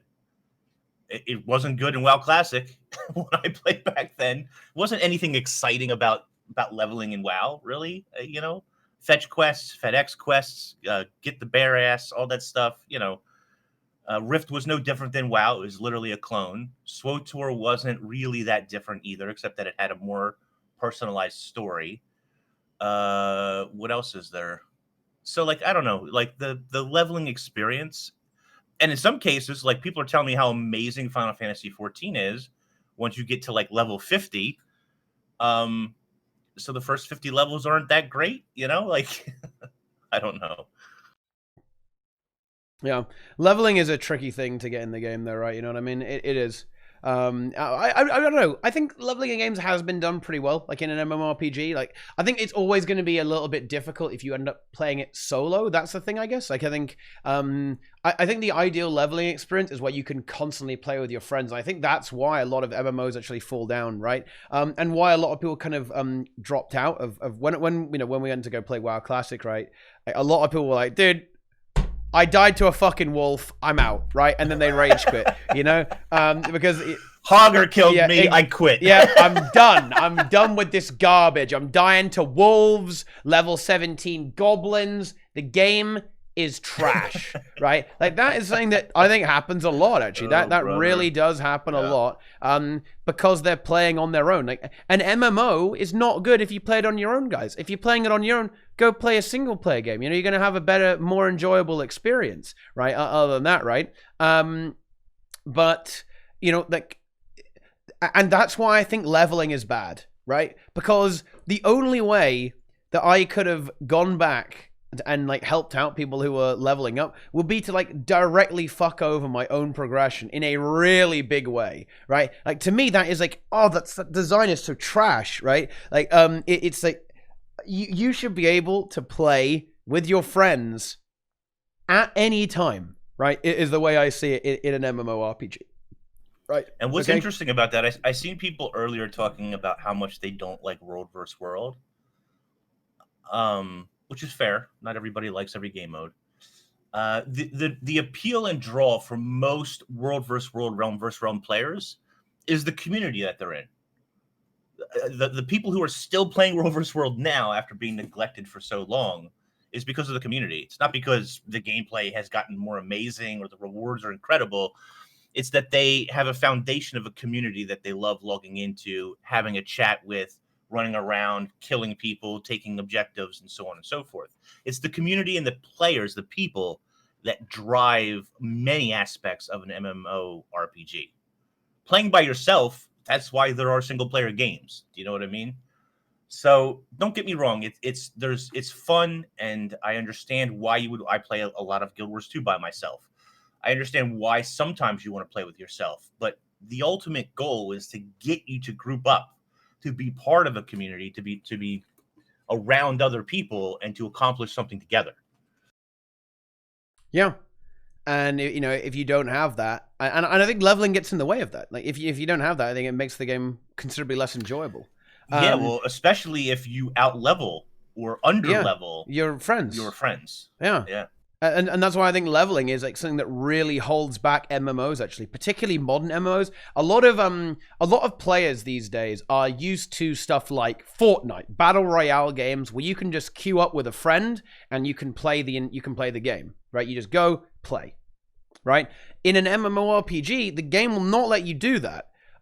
It will force you to effectively kind of separate out to a certain extent. Otherwise, you're not going to be having, one of you is getting screwed, right? Either one of you is going to be too low level and you're going to like flail your arms around uselessly, right? Or, one of you is going to be too high level and won't be gaining any experience. Like, in my opinion, not good, right? I really think that and I think Guild Wars 2 does this really well in some areas. Like, you can scale up in world versus world, like in PvP, everyone's equalized. Yeah, that's really good. I think the natural extension is that you just extend it out to PvE as well, and be able to explore the world in any way you want. I think Magical Mike was talking about how being able to go anywhere at any time would be really strange. Wouldn't that result in a Skyrim-like feeling where everything becomes generic? I'm not entirely sure, actually. If it would make everything feel generic, like wouldn't it make the world incredibly immersive? Like, one thing that's always bothered me about MMOs is that, like a dog that looks exactly the same except like a slightly different color, but it's like 30 levels higher than you, is like completely annihilates you. Like, I don't know, dude. Like, it's not. I don't know. I don't think that's good. I think it's terrible. Like, the same dog that's like again a slightly different color that's like 10 levels below you, you just one shot it, right? Like, I don't know. That's all the. I think it's trash. It's not good, right? Isn't 95% of the game level 18, right? Yeah, exactly. Which is why I was saying, like, why bother with the 5%, right? Like, just drop the 5% and get, and kind of cut straight to the chase, right? I guess the question would be, would the motivation to go exploring be higher or lower if levels were removed? And this is where I really find myself getting depressed again. I really wish you hadn't said that, Mike, because I think that this is where good design would actually get punished by human psychology. Like, me personally, I would fucking love that. and which is why I'm, very much hyped for stuff like New World. Like New World is a levelless MMO, right, where you can just go and do whatever you want. I mean, within reason. Like there is a little bit of that in New World, but I'm pretty sure you could actually circumvent it simply by it's not to the same extent. Like I won't say anything because I'm going to break ND and I'm going to get myself out, Bezos is going to come after me and I'm going to be really sad, right? But anyway, like that's why I'm really excited about that stuff, man. ESO has that in open world. Well, that's very good design then. That is very, very good design. ESO has one terrain where you can go everywhere, no matter your level, at least in the water. It's really nice. Yeah, I think it is really nice. And I think that maybe it might kind of inhibit a certain level of exploration. Like people will they won't feel as directed. They won't feel like they know what to do. But I think this is kind of like it's like a paradigm shift within the community that needs to happen, right? We need to be teaching players about this and trying to convince people to come over to the dark side, as it were. And because I really think that it's the best way to enjoy the game is to be able to play it with your friends at any time, right? I just think that's better. Right? Like, why have all this like weird baggage? Like, the progression of your character should be the progression of you. Like, because you're better at the game and you have a better understanding if you've learned more things and learned new abilities, right? You've learned spells and all that sort of thing. That can make the game more difficult, right? Like, the starter zone, there might be mobs that have one spell, right? But maybe once you get to an actual hard endgame zone, you can kind of artificially have a level, right? By having the mobs there be much more advanced. They have a more advanced AI. They have more damage, more abilities, right, than a regular mob. So they take more skill to take down, right? Because think about it, right? They do this. Actually, no, I was going to say Dark Souls. This is a horrible example, isn't it? Because you can actually like really hard outgear stuff in that game and outlevel it if you really so desire. But like in a game that would a single player game, that you won't always have a level progression, but the game might get harder as you go on. Why does it get harder? Because like the mechanical complexity increases. Like not because of some like artificial number where you just can't hit the mob, right? You can't attack the boss. This is like an MMO concept, and I think it's a really dated, archaic MMO concept that can just be discarded safely, in my opinion. But yeah, I also think like it really depends on the type of player and person you are. I think that it would still be enough draw and appeal in the open world aspect, even if you don't have levels. You want to go there to find the story, the side quests, whatever you want to call it, plus the exploration of it all. One of the great things about Guild Wars 2 for me that hooked me very early on was the exploration of the maps, finding the hidden strawberry patch and some of the other hidden places around the world, which Heart of Thorns had a little bit, Path of Fire had a little bit, but not on the scale of the original game, in my opinion. And that exploration was something I really look forward to. So I think those open world maps, obviously, you would have to change some of the story and the way it's designed a little bit, but I think the appeal to go and explore and experience that stories and the lore that would be out there in the open world would still be enough to draw players in who are interested in the RPG and the story aspect of the game. Okay. Yeah. Because I don't think, like right now, let's say Ore is level 75 or something, right? You can't go and explore Ore until you're the appropriate level. But players would still go and explore Ore whenever they wanted if the level wasn't the cap and the reason for keeping them out. I would hope so. It's just an arbitrary number that ArenaNet has signed to the maps in order for it to keep that flow. Maybe you would go to Ore before you went to Kryta, for example, if the level requirements weren't there.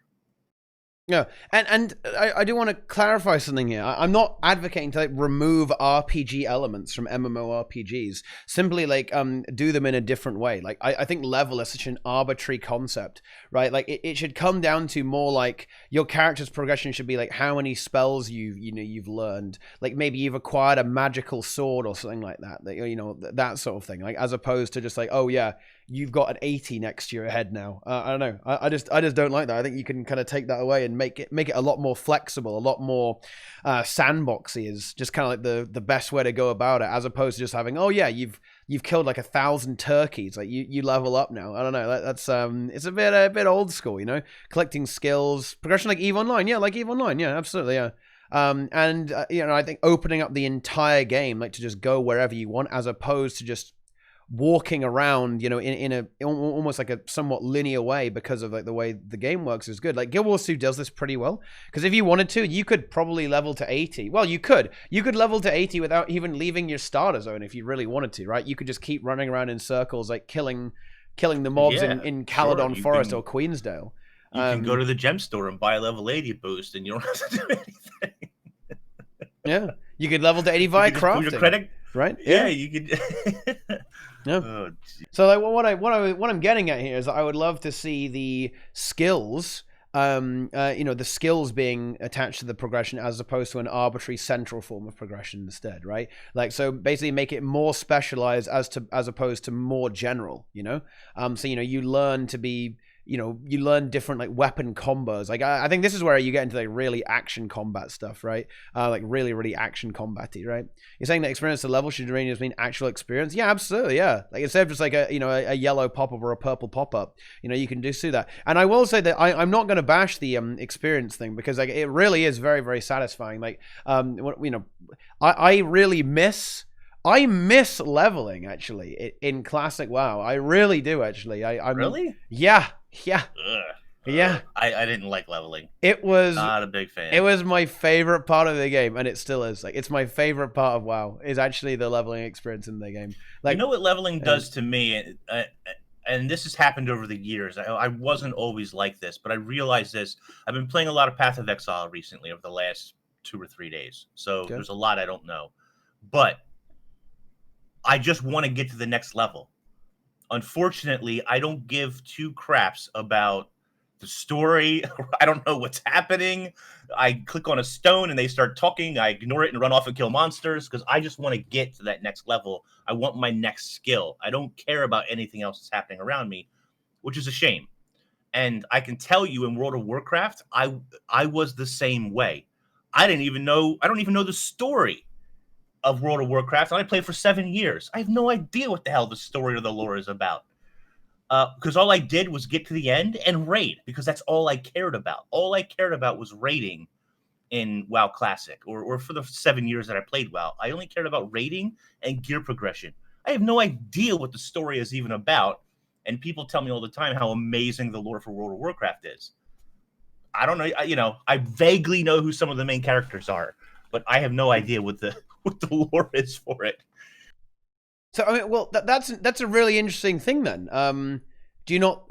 Well, that might just be like the kind of gamer that you are to a certain extent. Do you think like not having an like a centralized level, would that actually help with that? Would that make you take things in more if it was more about specific areas of progression as opposed to a central one where then you get to the end game? Like I mean, I don't know. That's kind of that's an interesting meme. That's an interesting meme. I think it's and somebody said that's a personal problem, and it is. I'm not trying to blame the game for that. I'm really not.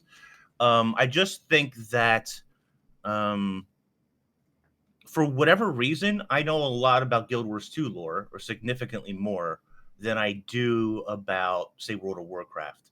And I think the difference there was that, like SWTOR and Guild Wars 2, it had like a personal story that you followed rather than picking up bits and pieces when you're running around doing quests and whatever. Do you know what I mean? Yeah, absolutely. No, it's the whole. I genuinely feel like this entire dynamic is a bit like blech. You know what I mean? Like it's current year, Inks. It's current year. Why are we still running around collecting bear asses, man? Let's go play the fucking game. I don't know. Like those quests are so terrible. Yeah, I think that the entire game should effectively mirror the end game. Like this distinction between the leveling end game. These two separate things, I think they should seamlessly blend, right? Okay, I really think they should seamlessly blend. And they don't. They are very separate. And as a result of that, you have people who just say, yeah,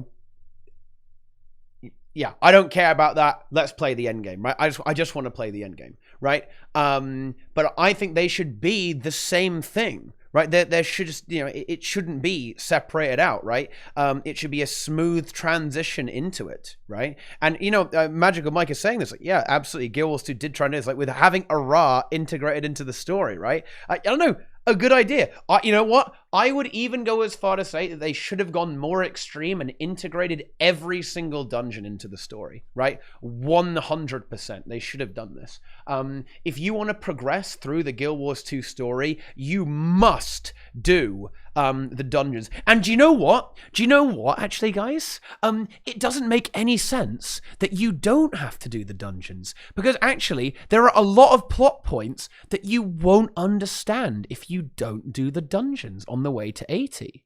Did you guys know that? I mean, honestly, some of the like the Guild Wars 2 frogs in the chat, they won't know that, right? But yeah, if you don't play through the story mode, you won't know what's going on. A raw, the last instance in a raw, for better or for worse, is scalable. Like, you can single player it, you can 5-player it, whatever. It probably would have been nice early on if all the dungeons were that way. Get you into the dungeon, get you a feel for it, and then expand out beyond that afterwards. TeaTime literally describing Final Fantasy. Yeah, and I think that Final Fantasy system is very good. What a good meme. Anyway, like, what else are we talking about? You know, we got Icebrood Saga inks. Like, we got some memes going on here. Okay, we got some. Yeah, it comes out Tuesday. Yeah. I'm looking forward to the story. Fractals is a big. So there was a big thread on Reddit. I haven't actually been able to talk to you about this. I did talk about it some though. There's a big thread on Reddit. It's been 311 days, more now because this was a couple of days ago, without a new fractal. Oh. Now, and I really thought there would be a new fractal in this release. I thought, I was like 90% sure we were getting a new fractal, and no word of fractal anywhere. This is my take. I actually think that fractals are dungeons. Yeah, just saying, dude. Like it's a dungeon. They're dead. It's dead. It's fucking dead, dude. They're not coming back. There are no more fractals. That's real, dude. I'm exposing ArenaNet. Really? Yeah. I can't. Yeah. Why? Fractals. I mean, fractals aren't good, dude. Fractals aren't good. What do you mean? Yes, there's plenty of good fractals. Yeah. Maybe the last two haven't been very good, but there are good fractals out there. They have the capability to design good fractals. I don't know, man. I don't know, man. I don't think they particularly do their job very well. You know. Where is my 5-man content, TeaPot? Where is it? I don't know. What will they replace fractals with? Nothing. I don't. Strike missions. I think fractals fractals are a little bit of a flop. I think. I think they're quite story light, right? And they're designed more around like being fun mechanically.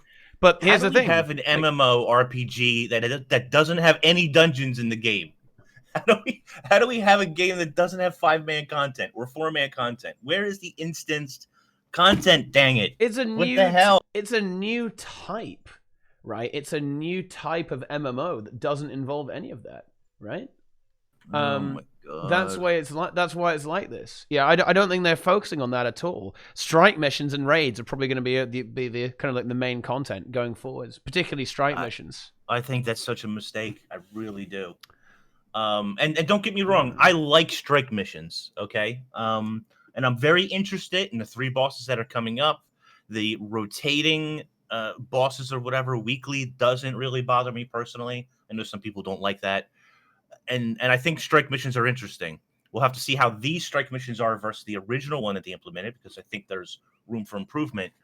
But strike missions are not like fractals. I guess they could be if tuned properly, but according to ArenaNet, strike missions are not supposed to be difficult.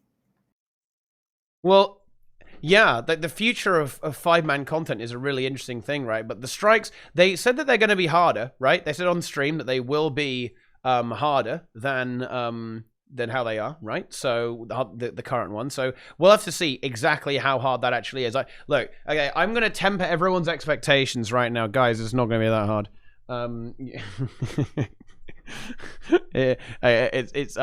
I really don't see ArenaNet making something that's difficult. I'm pretty sure. Okay, this is how I reckon they're doing it. I reckon they're doing it on a number crunch basis, right, guys? I reckon they designed the game such that around 95% of groups can beat it. No, you know what? More than that. I reckon they design it such that like 98% of groups can beat it, right? And obviously that's not very difficult. With 10 people, I don't know how you're failing it, to be quite honest. Well, that's the thing. Yeah. Some people will fail it, but I would say that that's kind of what they're looking for. They're looking to get, 98, 90, that sort of percentage of players through it with 10 with a 10 group, a 10-man group. I think they're looking for a less than 2% failure rate on the teams for the strike missions. They want the strike missions to be a stepping stone to fractal CMs and raids. I actually don't think so. I think they said that. I don't think they actually mean that.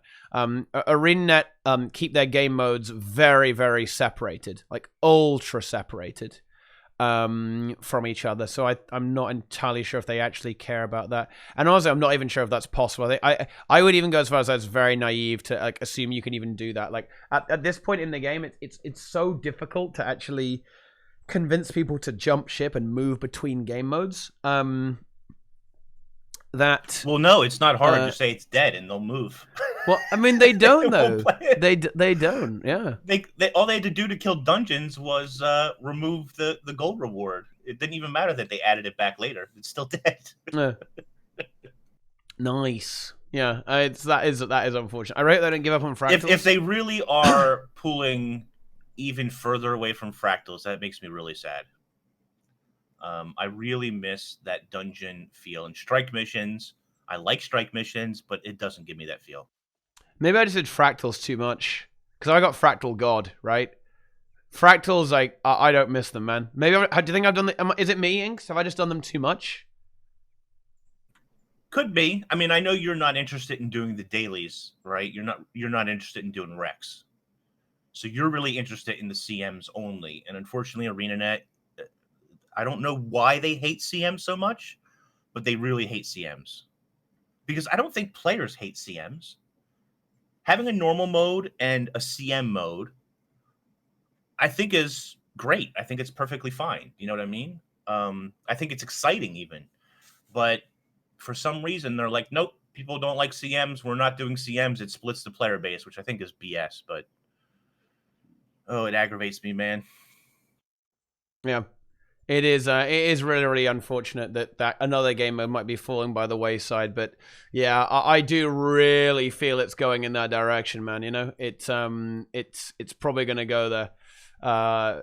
I just think that fractals are not very popular, and I think this has really been cemented with the performance of the previous two fractals, Siren's Reef and Twilight Oasis. I think they kind of went down like a bit of a lead balloon, particularly Siren's Reef. Like that one, that didn't work out. Siren's Reef really highlights like how annoying some of the instabilities can be, honestly. Like I am really in two minds about instabilities with fractals. I think they're actually a pretty good idea. You know what? The way they interact is so bad sometimes, actually. Like, does Afflicted still exist? Like, Afflicted is so bad on Siren's Reef, man. Yeah. Do you nice. think it's a combination of they don't know what to do? My cat won't shut the hell up. Do you think it's a combination of they don't know what to do with agony resistance and instabilities? Do you think like they don't know what to do with those systems besides remove them? That makes them think like this is not worth our time and effort anymore. The agony resist. So when Arena added Ascended Gear, this was in okay. Let me set the scene, guys. Guild Wars 2 is released. Exotic gear is the best you can get. People get their exotic gear and then say ArenaNet. There's no content because they're tiny peepo brains and they don't understand the point of Guild Wars 2. ArenaNet react. They add Ascended Gear to kind of give people that vertical progression that they crave. With that, they add another layer of agony resistance on top of that. Both of these things were a mistake. And don't fit with how the game is, particularly now, actually. Like, having agony resistance and Ascended Gear makes absolutely no sense in the current context of Guild Wars 2 in the ultra-casual environment, right? And fractals are a relic of how the game used to be. Like, a little bit more hardcore and a little bit more vertical focused. And that's why I think they don't really know what to do with them. Because the systems they have are antiques, right? They don't make any sense. They don't fit into the game, right? They don't make any sense, like, in the current context of Guild Wars 2. They're outdated and weird, right? And yeah, they just don't really know what the hell to do, right? With fractals and stuff like that. That's kind of my take on what's going on with fractals. I don't know, man. Instance content is becoming less and less and less.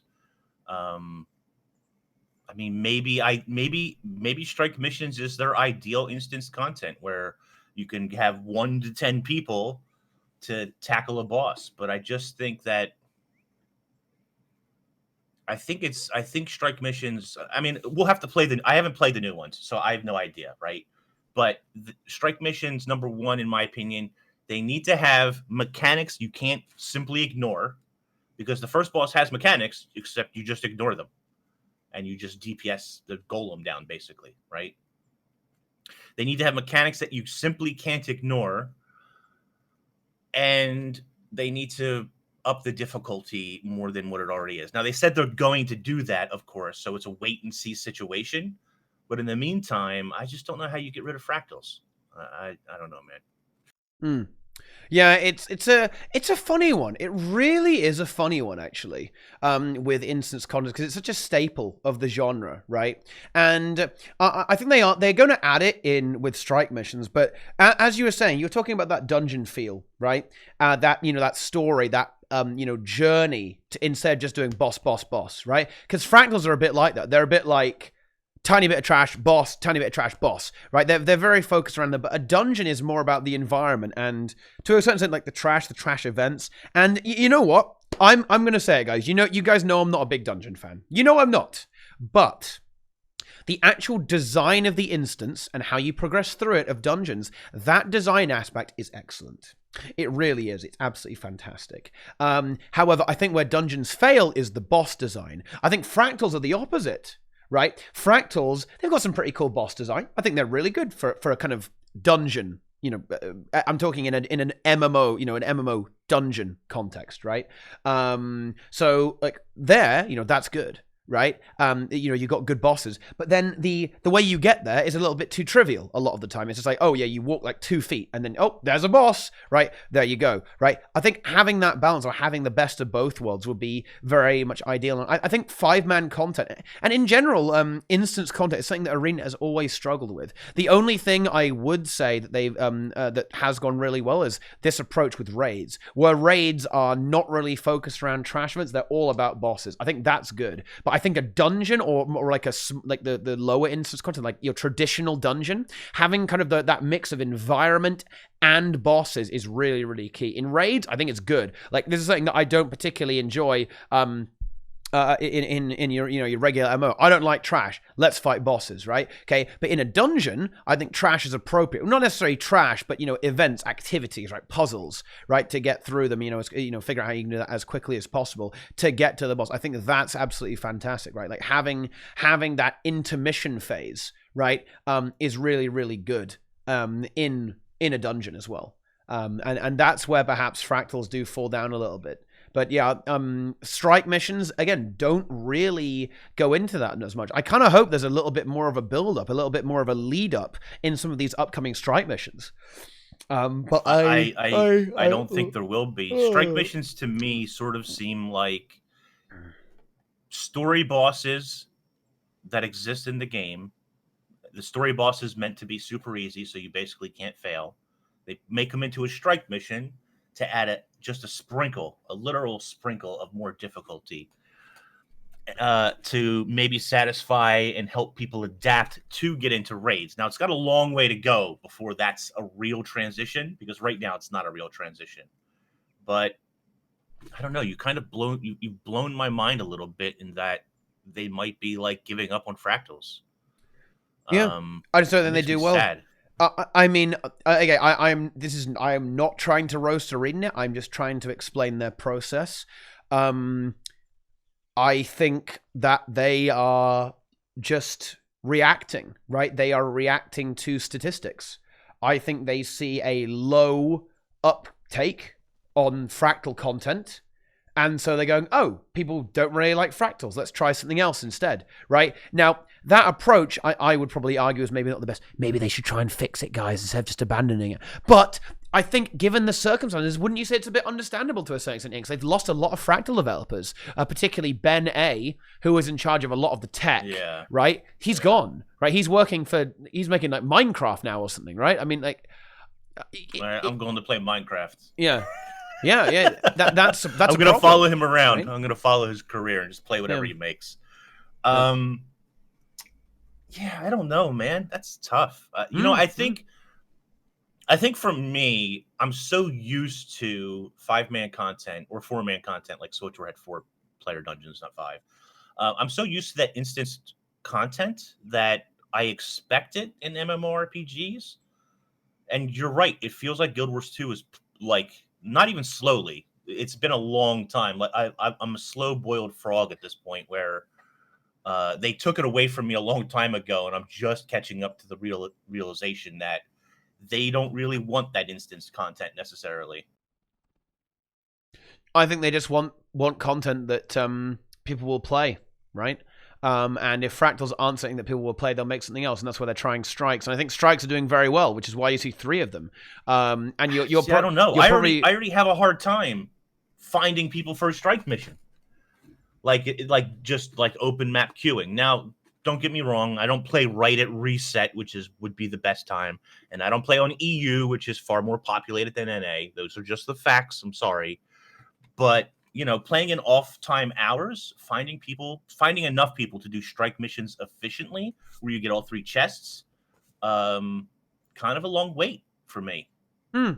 In the public one, I do find that the public one takes a while to load up, but the I don't know. I do find that you can get a group pretty quickly. I mean, this is on EU, of course, and this will intensify when there's new ones released as well, right? Like I think you got to kind of like bear that in mind. I think as well, you know, it has been a while since this one came out, and this is another thing that you really have to kind of factor into your calculations here. Like ArenaNet is not necessarily looking for replaying; they're looking for just playing. They don't care if you do it like 10 times or 100 times, right? You know what I mean? They just want you to get people through the door, right? There's no sub fee, right? They don't need you to keep playing. And yeah, this is why exactly, like this is what Juan Punch says. Like there are 3 strike missions coming, but they're on a weekly reset, right? This is going to player participation loop, because every single week you're effectively going to get a new mission that you only have a week, time limited, right? You've got to go in there and you've got to go and get your order to try and get the unique one. There'll be a unique drop per strike mission, probably, right? I'm not saying that there is, I'm just assuming. And you're going to have to wait a week, 2 weeks between trying to go for it, right? So yeah, like that's really going to drive it. I would make a bet that in 6 weeks, I'll be in the same situation I'm in now with the original strike mission. People will wait around for probably 2 or 3 attempts killing it, and then they'll get bored of it, and they won't really do it on a day. Besides the closed groups, a lot of people are telling me, I've got a closed group that does it every day. Besides the closed groups, like the participation is going to drop off after less than 6 weeks. Now, ArenaNet, I guess, is kind of smart in that they're arbitrarily extending the lifetime of this thing because it makes it rotate. If it wasn't rotated, then it would be dead in like 2 or 3 weeks instead of 6. So kind of smart, even if you don't like it, I guess. The bosses don't have different drop pools? Oh my god, that is unfortunate. If that's true, that's very unfortunate. Yeah, that is deeply unfortunate if that's the case. What is the point? Yeah, why are they rotating it then? That's such a weird... Wait, they're just doing it to like literally artificially like make the content last longer? I mean, okay, fair enough then. All right, that's a bit of an odd one. I have to say that, boys. That's a bit of a weird meme. I played this game for 2 years. What is a strike mission? A strike mission is a 10-man instance content. It's like integrated with the story, and it's pretty easy, is what it is. 10-man in the open world. Boom, there you go. Up to 10 people, but you can play it with 5. You can play it with 7. Flexible. You can play it with whatever, right? And at least in the first strike mission, and I assume this will probably carry over, you have a time limit in order to get bonus chests, in order to get bonus rewards. So if you kill it within, say, 5 minutes, you get 3 chests. If you kill it within 7 minutes, you get 2. I'm making those numbers up, but if you kill it within a certain amount of time, you get more rewards, up to a maximum of 3 chests. Yep, exactly. Which I like. I like it's that good. system. It's a good system. Yeah. And oh god, what Costage says here. This is like this. Why did you type this to me, Costage? I don't want to read this. They said they don't make the drops vary because they don't want anyone to miss out if they can't do a strike in a given week. But it'll be back in 2 weeks. What do you like? It'll be back again. Well, you know what? Look, okay. What you know what they should do, Inks? Okay. Just in case someone doesn't have Guild Wars 2 install on their computer, they should just like go around and install it for them, and then like play the strike mission just in case, just to make sure that they don't miss out. They go and just give you the item to make sure that you don't miss out instead of you actually playing the game. How about that? That seems like a good thing to do, right? Oh my goodness. I understand that statement from ArenaNet. I understand what they're saying there. I just think that is a mistake. Having unique drops per boss is good. That's a good thing. And if you miss out 1 week, well, that's a shame that you missed out. But guess what? It's not a one-time thing. It'll be back. So you'll just have to do it next time. Like, oh my gosh. Yeah. Oh man. Unfortunate, but well, there you go. Yeah, I think that I do think that fractals are pretty much effectively dead content to kind of bring it back all the way to the start. Actually, yeah, I think that fractals are done. That makes me very sad if that's true. I think they're moving on. ArenaNet will ditch them. Like you're going to see another raid for sure. Like there is going to be another raid, but I'm not sure how long that will last either. Like my prediction here is, and quite a bold prediction, I think that the main end game content will end up being strike missions. You'll be gaining 2 or 3 strike missions per episode, and that will be your end game. I expect to see raids and fractals scaled down hard, actually. Because I think that strike missions are probably the most successful type of instance content they have. You mean less than 1 release a year?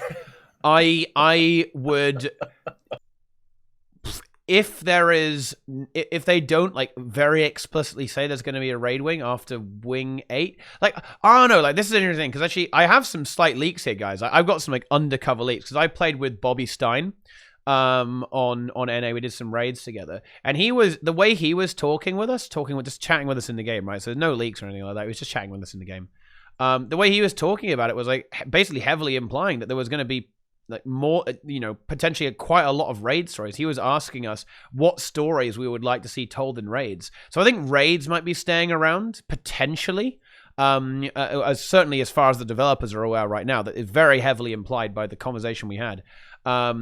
Not confirmed, of course, but still, I think raids are probably going to be around.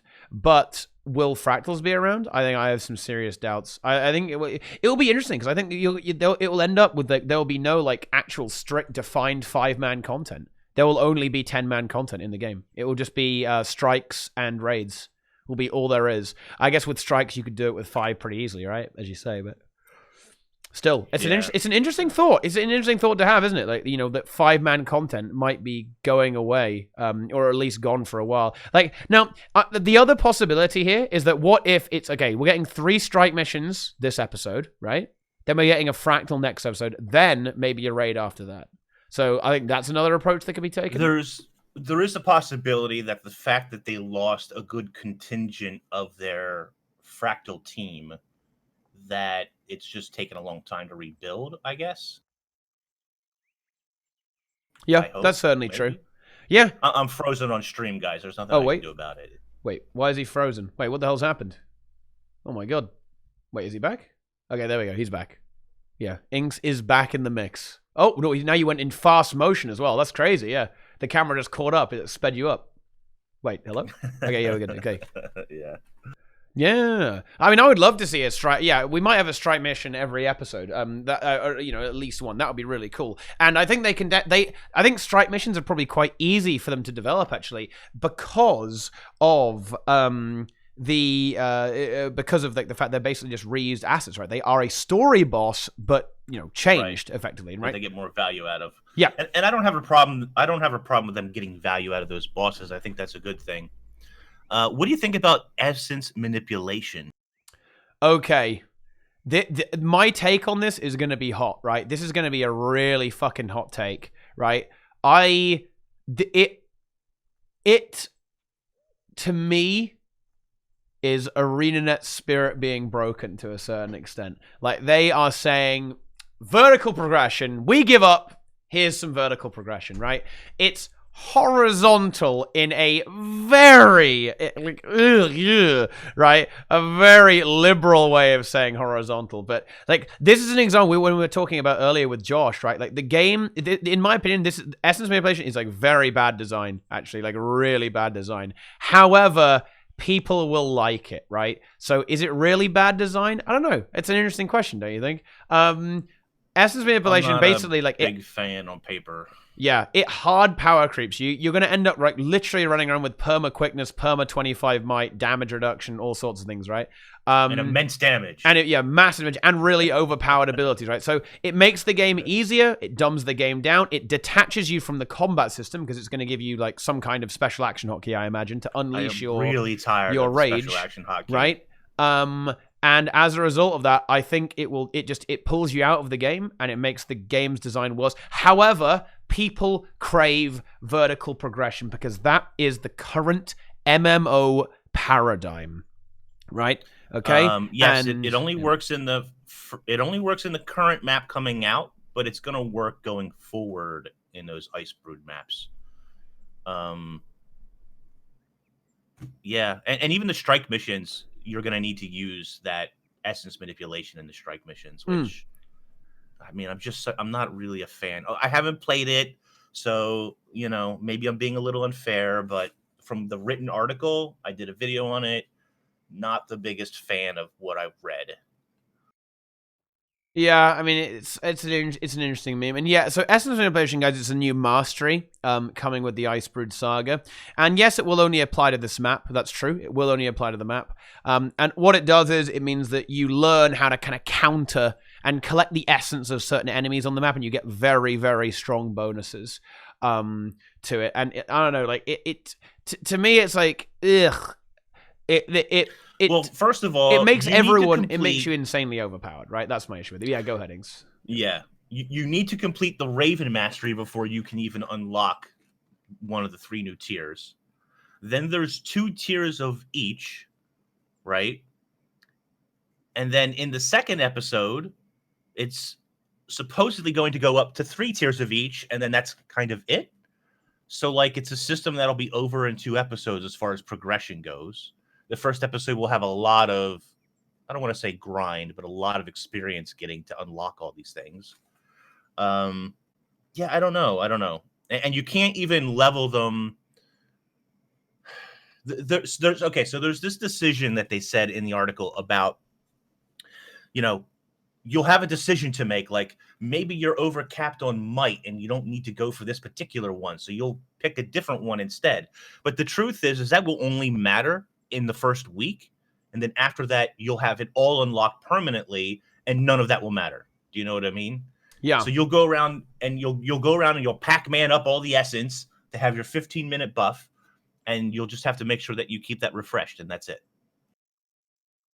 And I think that is where it kind of falls down, right? There is no decision making, really. There's like temporary decision making, and just making you really, really overpowered. Look, guys, I see some people in the chat saying like, "Oh, maybe the open world will be really hard. Oh, like HOT level." Like, guys, are you kidding me? Yeah, you actually trolling me here?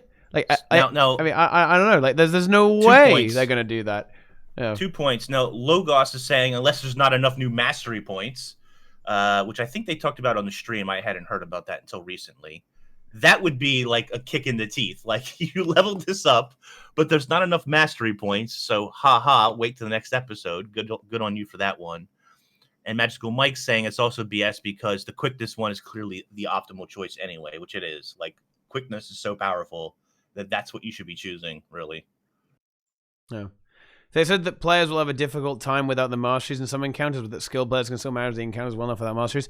Well, I mean, here's the thing, right? I mean, look. Okay, when they say that players will have a difficult time, you got to bear in mind that your average player in Guild Wars 2 is like, I mean, I mean, look, a bot would be more effective than them, right? It's it's not going to be, it's Pepega. No, not Pepega. No, not Pepega, Larry, right? Come on, they're little peepos, right? We're not, don't bully the peepos. No, it's peepo happy, right? But look, this is it's a really bad thing though. Like giving everyone the boons for free, it doesn't teach you about the game. It just like gives you what you should be learning for free, right? It's going to make people even worse. Like it's the same. Look, Chaos Chrono was good and bad in Guild Wars 2. This is such a good example, actually, guys. Chaos Chrono gave you every boon in the game permanently, right? And it made raids really easy. Oh, great accessibility. But it made actually, even in my own guild, guys, and I was playing with some pretty good players. For every Chaos Chrono you have in a raid squad, the IQ of the DPS players drops by 10 points, right? No, and that's real, by the way, guys, right? They can go down, right, from like genius level, PhD in quantum physics, right, banker, lawyer, and they can be reduced into like a drooling clown, right, in the space of just 2 signets of inspiration, right? Like that is a huge problem, right? And when you have something that interferes with the combat system that every single class has, right, okay, is a massive problem. Everyone's going to be running around with perma quickness and perma 25 might, right? That is just not a good thing game design wise, right? Like, it should be, you should have to like understand that, oh yeah, Chrono is a thing, right? Like,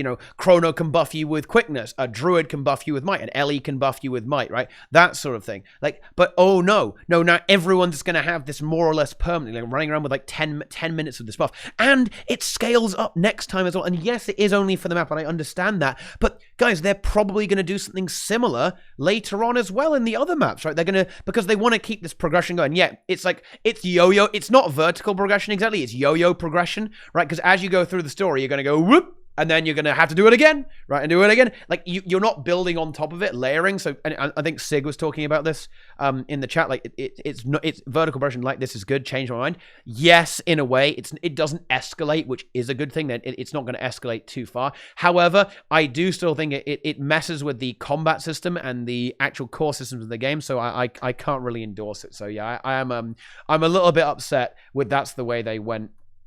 For the mastery system. Like masteries in general, I don't think they're particularly interesting, like because of the way they're implemented. But this, I think, is like them giving up and saying, vertical progression, here we go. Vertical progression, boys. But you know what? I will say this. I will compliment Arena. I actually think that even though I don't like the design of it, it is a really good move. It's going to help people it's going to give people a goal. So, give something to understand. Like, oh yeah, this is going to make me more powerful. And I think a lot of players in the game, and a lot of new players in particular, are very confused with Guild Wars 2 about how that works. So I will give them that. I think it will actually, I think it will actually work out well for the game. What I find a little bit... Maybe it's not strange, but what I'm a little disappointed in is we'll use rock, paper, scissors as an analogy here. There's no downside for you collecting up these essences, right? So if I collect a bunch of rock essences and I fight scissor creatures, I do crazy damage and I kick the crap out of them. However, if a paper creature comes along, it doesn't do increased damage to me. In fact, it doesn't even care that I'm rock specialized. It's just that I don't do increased damage to it. And I feel like there should be a trade-off there to make it a more interesting dynamic that just doesn't exist, as far as we know, anyway. Yeah, it's because you're not playing rock, paper, or scissors, are you? You're like playing a laser beam, that just kind of, laser beam, it burns the paper, cuts through the rock, and melts the scissors, right? Like, you start out as maybe like a bit of a rock, but the thing is you can combine paper and scissors into some kind of like weird abomination that can crush anything, right? And that's because of the way the mastery works. Like, you don't ever have to pick. You can have all of them, Right, right. I'm a rock running around with scissors, and I have a paper hat on. Yeah. Just apologetic. Which is quite funny, but I mean, there you go. And okay, and I will kind of give you guys some insight into why I don't like this. And this is where I am completely fine if you disagree with me, okay? Is if you disagree with me on anything, it's an opinion. That's absolutely fine, okay? Just like Final Fantasy, by the way. But here's the thing, right? I don't like anything that takes you away from the gameplay. So I really don't like mounts. Mounts, in principle, genuinely, I think that they are. I would even go as far to say that unless you have some kind of mounted combat, mounts actually make MMOs worse, or like make games worse, right? Like it takes you away from the game and sucks you out of the world with mounts. I think adding mounts to Guild Wars 2 was one of the biggest disappointments in the game I've ever had. It's like, oh my god, why do we have fucking mounts, dude? What is this, right? Particularly in World versus World, by the way, because in World versus World, yeah, I don't mind them. I don't have a problem with it, but I think it really just like sucks you out of the combat system. Like suddenly you're running around on a dog, right? And you can only like throw a spear at someone, like, you know, throw a rope at someone. But I don't know, like that's an issue. Like I mean, yeah, like a more limited mount system is okay, I guess, like just for moving, not everything else about the combat. I actually think that everything should be about the combat in an MMO. Like you all you're doing is killing things pretty much. But that's how you go, man. I think I like the I don't like mounts in games in general. Like I always find them as a bit of like I find them as like a weird thing that you just kind of have to use, right? Like I often forget to use it. I'm sure, look, you can, what you guys have watched my stream, right? Like, I just forget using mounts sometimes because I don't like it. I want to run around and cast my abilities, right? I don't want to go on a chicken, right? And like ride around on my chicken, right? I mean, that actually, that would be kind of cute, actually, to be fair. Right? I've kind of beaten my own argument there. I lost the debate against myself. Okay, Okay. I see what you're saying about mounts. On the other hand, I like in Guild Wars 2 that the mounts actually have purpose. And it makes them a shit ton of money. I mean, let's be honest here. That's the real reason for mounts is how much money they can make out of them, not anything else. World vs. World mount is so that they could tax the World vs. World player. You got to pay that World vs. World tax. Oh yeah, gotta monetize that player base, dude. I'm surprised they haven't done more World vs. World mounts because there aren't nearly enough to choose from. But yeah, that's true. I mean, maybe that was a bit of a hard line. That was maybe like a hard line take there on mounts. Like, yeah, I don't disagree. Like, it's kind of cool to ride around on a mount, you know. Like, for example, in particular, I really like the Beetle in this game. I think the Beetle is really cool. Like, kind of having my MMO's got a racing game in it. I kind of like that, right? You know, I think it's fun. My issue with Teapot's argument is he barely plays Zone 1, does exploration, to even say mount sucks. What? No, that is actually a lie. What do you mean? I've done map completion like 7 times. 5 times. Yeah, 5 times, not 7 times. That's not true. How dare you, sir? I'm going to stop debating with the chat, otherwise the YouTube comments are going to be triggered again.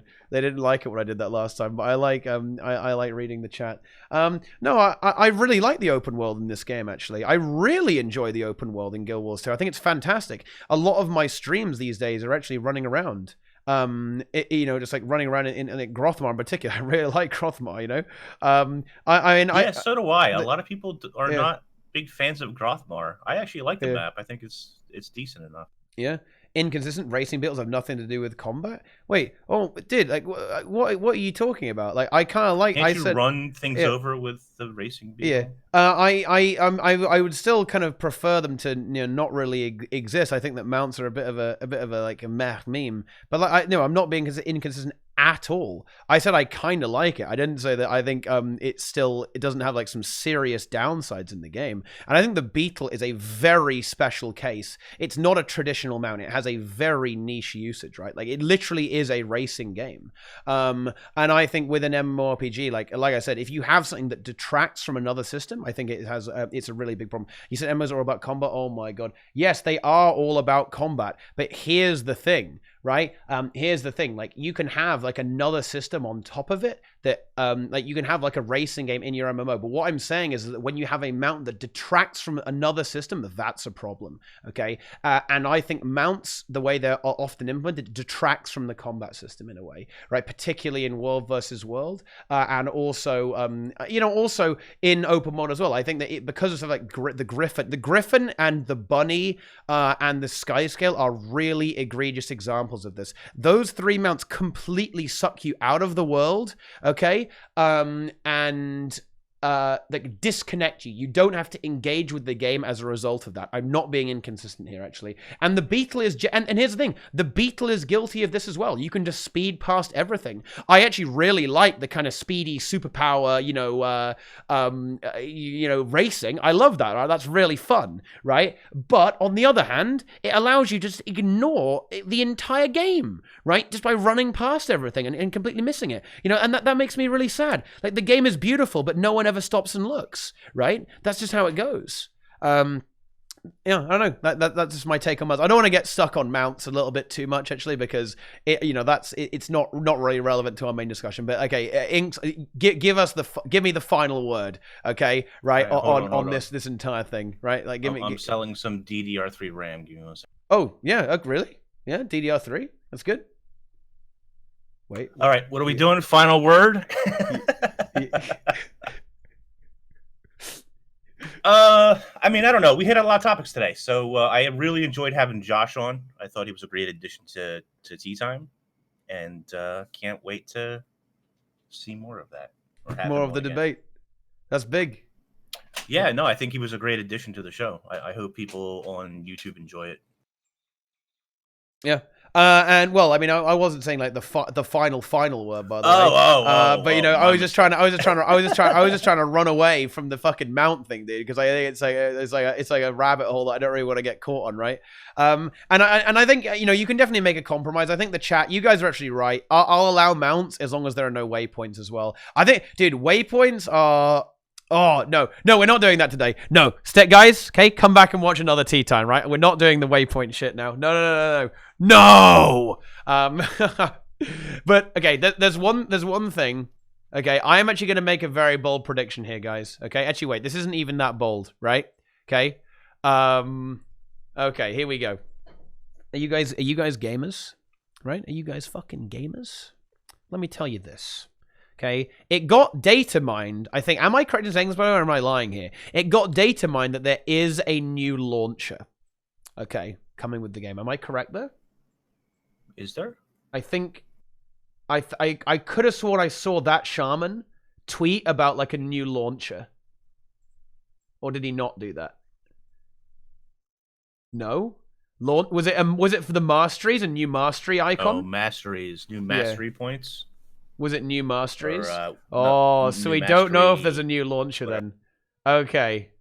Oh, that's a spicy one. Now I'm actually gonna have to say it. I'm gonna have to go out and say it, guys. I think there's gonna be a new launcher. I think this is actually X-Pack 3. I think that they were maybe working on stuff that got folded into this, right? I thought this was actually confirmed, but it isn't confirmed. I'm gonna make a guess that there is a new launcher though, because I think this is actually an expansion, guys. This is effectively the next expansion for Guild Wars 2. That's why they renamed it.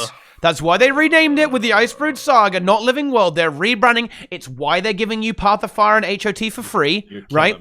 It's why they're doing that, right? And it's going to be effectively an expansion, right?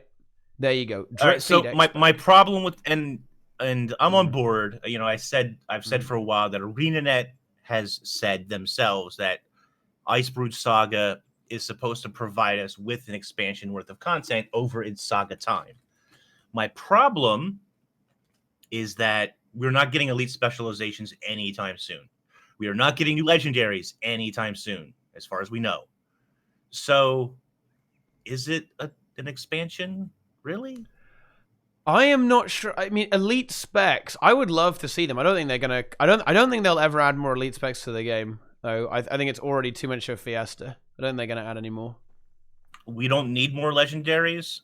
I would disagree. I think that legendary weapons or items in general is a big draw for people to work on. When people say that there's going to be a new legendary in the game or something, I think that gets Prices people go up. excited. It gets them to come back and look at, things that are happening. Yeah, and I think that that will I think they'll do the amulet, right? What do we need, Ings, for the legendary trinkets? We need an amulet and And a ring. and a Too. ring. Amulet and a ring. Yeah. The amulet. Ooh. Hang on. Let me think. An underwater helmet. So, they want to do it across all game modes, but do they? Do they, though? Do they? What do you think, Hinks? Do you think they would ever do? Yeah! There'll be like a legendary thingy for PvP, right? So maybe there's like a PvP ring and a living story amulet. I mean, they did do that for back pieces, right? Every mode has a legendary back piece. Yeah. And I hope, especially whenever Alliances comes around, that they update it so that there is an alternative way to earn some of the other legendary items. They did it for armor as well. While structured PvP and World vs. World legendary armor isn't as flashy as raid armor, it does exist that you can obtain it there, right? So I do think it's ArenaNet's intention to eventually give World vs. World and structured PvP the same number of legendary items that PvE has. Yeah, for sure. I think they want to equalize that stuff. But they did it with the armor, as you say, right? So they'll definitely get there in the end with that stuff. But I'm thinking, the full set. I think there'll be an. You know what? And this is something that I really hope they do, and hope they go back on with legendaries, maybe in this season updating them, is that they power creep them a little bit more. I think legendary items should be more powerful. Because for me, there's zero incentive to go for them. Yeah, I'm going there, dude. Give me that. But this is the kind of verticality that can be really good. I think verticality that gives you more magic find, more gold find, more XP gain, that sort of thing. I think that's really good vertical progression, because progression in Guild Wars 2 is basically how fast you can acquire currency, right? How much gold you can earn. So if a legendary increases your gold income, I think that's really good. It's really, really good in my opinion. It's more reward track gain or something like that. Just general progression boost. Having legendary armor should just be permanent boosters. So just so people understand a little bit better, like Sog says, World vs. World, I understand, but PvPers don't need legendaries. You're not wrong. It's that they want to incentivize players from other game modes to come into PvP to earn the rewards there, rather than, say, if you had to do raids, for example, or something. It's just an alternative way to earn it and entice you to come into that game mode. But also, what if you play more than one game mode? I think Guild Wars 2 is genuinely designed as a PvX game. Yeah, I mean, most people do, right? Most people do. But it's also an incentive to come in and do it there as well. Yeah. Of course. Yeah, that will happen. But, PvPers might end up playing raids or play fractals or world versus world, and that's where you do need stats, right? That's how it happens, right? I don't know. And I think, in Guild Wars 2, if you play only one game mode, you're going to end up insanely bored, right? That's just how it is, Do they want people in PvP Wars? Why not get PvPers to do PvE? Because they already do that. Look, loads of people do raids. Loads of PvPers play raids, that sort of thing. I think a great example is Valen. That dude's account is stacked big time. Achievement god. Sure, he's known for structured PvP. But really, he plays a ton. He plays all the content, really. I mean, he's got basically all the achievements. So, absolutely, and that's how it kind of goes down. I don't know. I'll be very interested to see. I would expect to see the legendary coming relatively soon. Actually, we're going to be going to bring that into the mix. That's for sure. Valorant's only one person, not the majority. Oh no! I'm not getting. Yeah, I'm not going to get sucked into this, man. I'm never going to get sucked into this meme. We'll do the show's been going on too long. I can't get sucked into debates because we've still got a little bit I want to cover, and I don't want to get sucked into chat debates. I will resist the urge. Right. Never mind. But I think we're going to see new legendaries, but not legendary weapons, by the way, guys. Legendary weapons. It's Ooh, do you think they're going to add new legendary weapons inks ever, or is that done? I think that's such a bad taste. I don't think that's coming back either, actually. I don't know. I don't know if it's done forever, and I think it's a mistake for them not to do it. I know some people in chat disagree with me, but I think legendary weapons, in its current iteration, which I don't find to be a really great iteration. I think it's fairly easy for them to add them. One an episode, you know what I mean, is not that big an ask or task for them. Yeah, it's an interesting meme. I mean, I know I do kind of like. I want to do like more snake scepter things. I want to have like a scepter that summons 2 snakes instead, you know, and then one that's got 3 snakes, like more. Yeah, it would be nice if they could thematically tie some of the weapons together, so you could make a complete legendary set or something cool like that. Dude, there's a legendary that you get for having all the other legendaries. That would be high energy, actually. Now that would be some nice energy. Yeah, big time. Yeah. But I mean, that's somewhat unlikely. I think. I mean, that would be quite the prestige. Dude, I'd have to go and get all the legendaries if that was the case. Fuck, that would be horrible. I think the game misses stuff like that, though. I think there should be overarching, just like ridiculous rewards, crazy rewards. Sure, maybe DeRoyer and a few other people are the only ones who would have it, but so what? Yeah, I mean, that's good. That's prestige, right? Like, because nowadays when you see someone with a legendary, you go like, you know, who cares, right? But if you saw someone with that legendary, like, that would be high energy, man. Like, they go, whoa, this guy, he's actually played the game a lot. He's got the Omega legendary. Yeah, that's some big stuff. That's some really, really big stuff. Now, okay.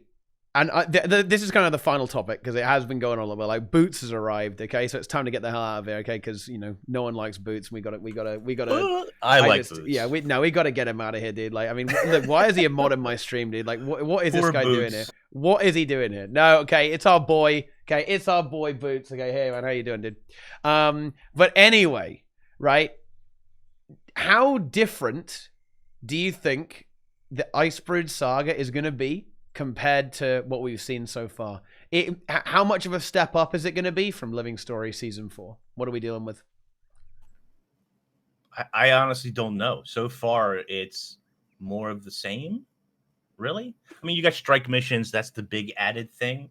And they did say they have a 4th team working on something else that's supposed to complement these things, but we won't see that to episode 3, maybe 2020 sometime, you know? So far, the Icebrood Saga isn't really any different from Living Story. Yeah, I would say that. I would say that it has improved in quality. And to be frank, the slightly darker tone of the writing, it shows promise actually with the start of the Icebrood Saga. So I'm not gonna lie, I will be excited. I am a little bit excited actually. I'm sure it's gonna be fun. Yeah, the story, like I said earlier, like I feel like the story has gotten better. I mean, maybe you're not into the story, that's fair. But the story has definitely gotten better over time. The writing has gotten better over time. If they're taking a darker tone this season, okay, that's different. That's cool. But it's still story. Like, besides strike missions, we haven't seen anything new that we didn't have before, really, you know? Yeah. I'm certainly looking forward to see how it turns out, but I'm going to go ahead and say that I'm expecting bigger episodes actually here as well. Yeah, using the acronym IBS is a very very poor choice of acronym. IBS. No, I like it. It's good. The Irritable Bowel Saga, dude. Like that's what it actually is. It speaks to me. It speaks to me on a personal level.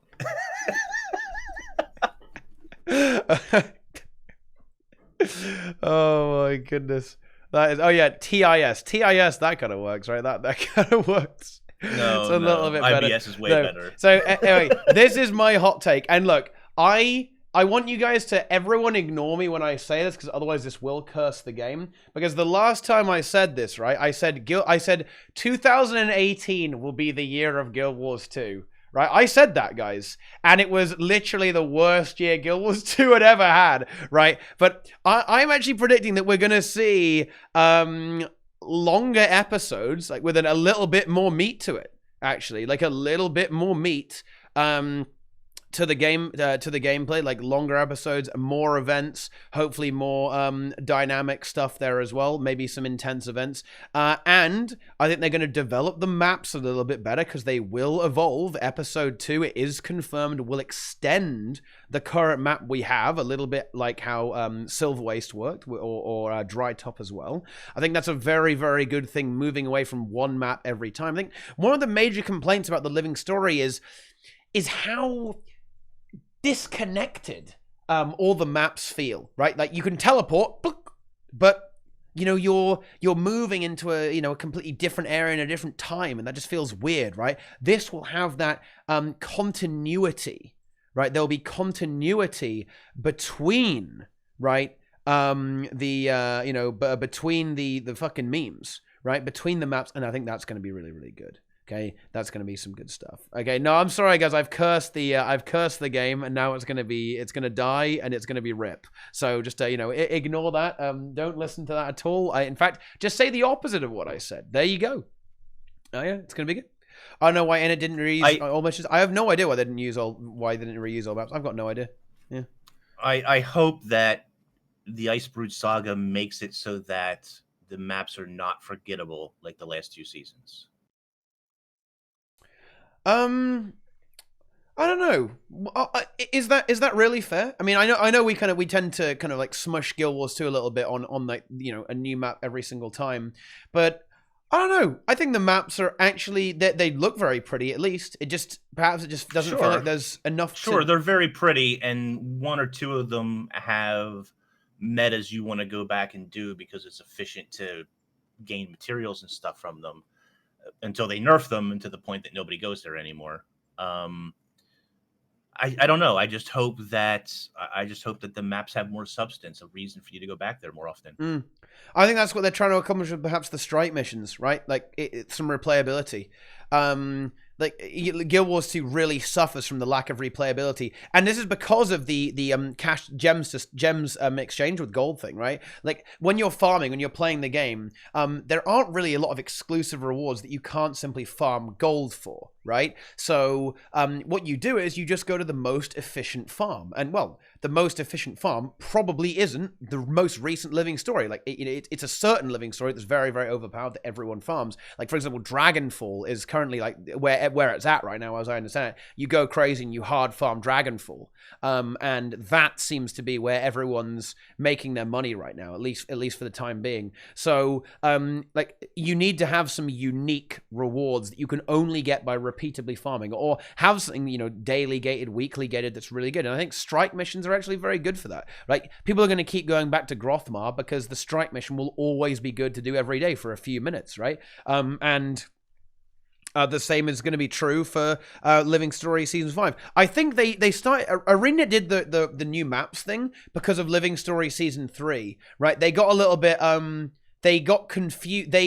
They saw that the Living Story 3 maps were seeing a lot of play, but they didn't really recognize why. And it was because of the fact that they hadn't had that full repertoire of how to get the accessories, right?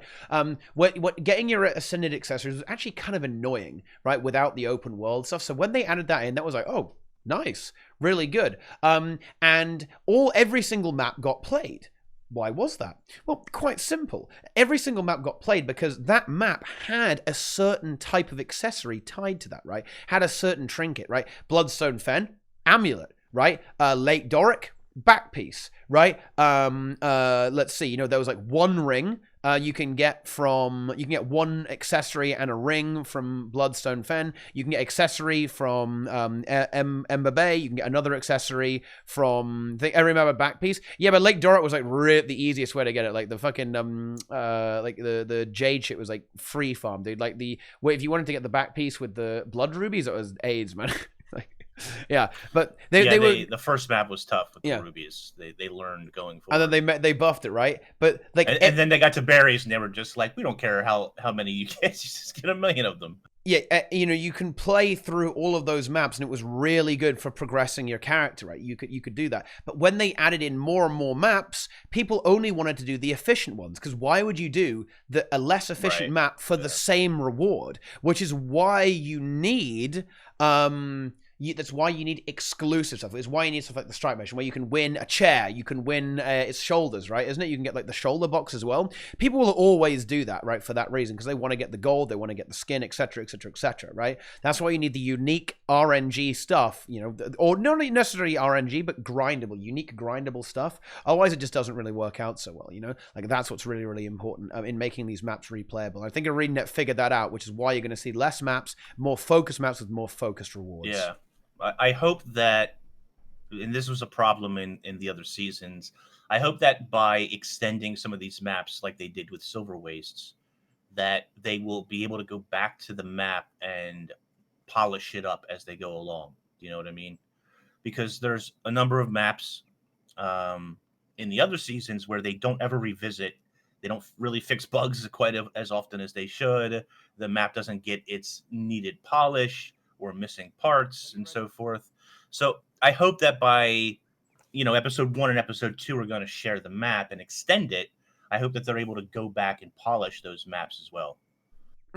And well, actually, kind of is I think it is time to kind of close out here, and I think this is it's a very good closing point there, Inks. Actually, this is what ArenaNet must improve the most. This game's history is fraught with abandoned projects, guilds, guild halls, stronghold, dungeons.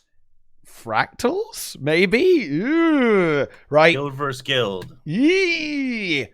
Well, the entire world versus world game mode. Yeah!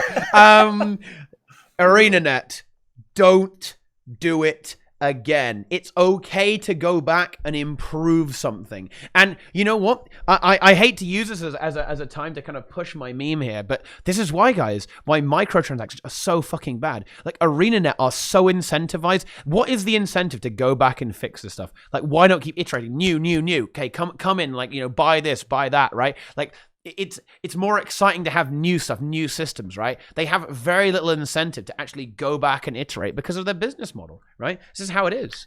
It would actually be a good. That would be a good series. I think I would love to do is going through and finding things that have been broken for an extended period of time and just bringing light to them, because I think a lot of that stuff is missed by the majority of players, like how broken some of these things are for how long. Yeah. Yeah, no, I agree. And if there's anything that if ArenaNet, if you guys ever see this, okay, please don't abandon any more game modes. Just don't do it. They're really good. We really like them. Like, deep down, we love fractals, we love raids. There's so many people who still kind of miss the dungeon days. And I think strike missions are really good, okay? If strike missions don't do well, fix the problems instead of just doing something new.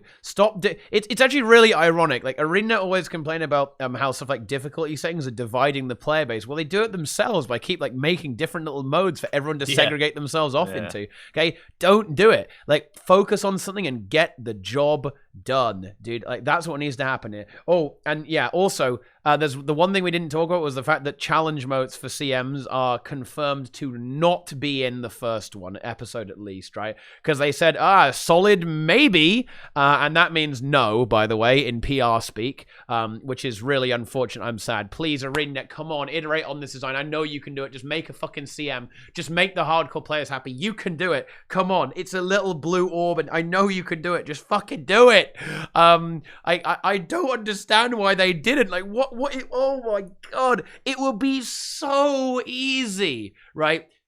Challenge vote for CMs, challenge vote for strike, sorry. Oh my god. Like, seriously, Arena, it will be so easy for you to make everyone happy. Just fucking do it, dude. Okay? Like, they can make strike missions amazing. Like, strike missions can literally replace raids, and they can have this beautiful unified game mode that's integrated in the open world, reuses story assets, is challenging for the hardcore players, gives some good rewards, and it's accessible for all the casual players. Like, they have the blueprint, but they just need to actually capitalize on it, okay? Like, they have all the tools. They've just got to put them to use and actually get the job done now. And I'm terrified that they're not going to do it, dude, okay? Like, is it not written, Inks? You can lead a horse to water, but you can't make him drink. And the horse is ArenaNet. That's true. Yeah. Yeah. Oh, shit. And the horse is going to die of thirst. Feels bad, man. You can lead them to the gem store. Oh, but you can't make them buy loot boxes. Yeah. Or can you? Well, yeah, you can. I mean, apparently you can, yeah.